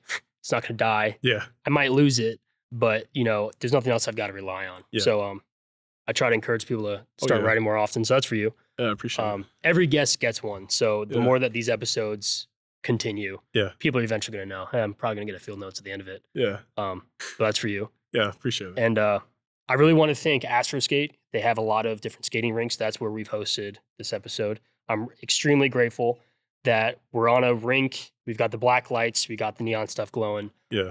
Hopefully I can do more from these locations, but they're all over the state of Florida. So if you're in Florida, please check them out. I really want to thank Astro Skate for their hospitality and let us host. And the final question to every episode, I told you beforehand, the motto and the mantra to the podcast is my dad's best advice he's ever given me. It's to never waste a mistake. And I say it every episode. It's really important because he doesn't say never waste your mistake. It could be anyone's. It could be a mistake that I've learned from you, that I've learned from my dad or anyone else. So the final question for every single episode is, what is one mistake you've not wasted? Yeah, so with this one, I don't know. I don't know if I took a different route about it, but I've my mistake is, I feel as if so I fail to realize that nobody owes me anything in this world. You know what I mean? Like, I owe everything to myself, you know.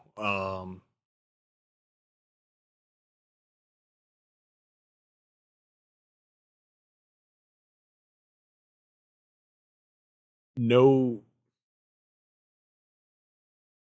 see, this question really like got me, you know. Tough one. It really got me. It really got me. Nobody owes me anything in this world. You know, my failures are my failures. You know, nothing specific, but my successes due to me, you know, and just being aware of that, you know. You know, if someone lends a hand, it's more than likely it's because they're a good person. Yeah, it's out of kindness. Exactly. Yeah. You know, and like I said, nobody owes anyone or me anything in this world, you know. Yeah. And you've learned from that. Exactly. Where you may have expected something previously and you've learned. It's a big thing, you know, if we talked about it being adopted. You know, my parents did not owe me that. Yeah. You know, they did not owe me that. You know, like Big one. It's really important. Yeah. So, you know, it just pure kindness, pure genuine, you know, it's just, I think that summarizes it up the yeah. best, was that, you know, your parents didn't have to adopt Mm-hmm. anyone, Yeah. but they chose to adopt you. Exactly. And clearly it's taught you everything. Taught you a lot. It's a really beautiful thing. And you know, I'm not saying, you know, like if someone lends a hand, you know, don't just shove them off, you know, be thankful, you know. Yeah. They did it for a reason, you know. Exactly. But yeah, that's the biggest mistake You've learned not to waste. I haven't wasted. So You're the man, Steve. appreciate you. Hope to do it again. Yes, sir. You're the best.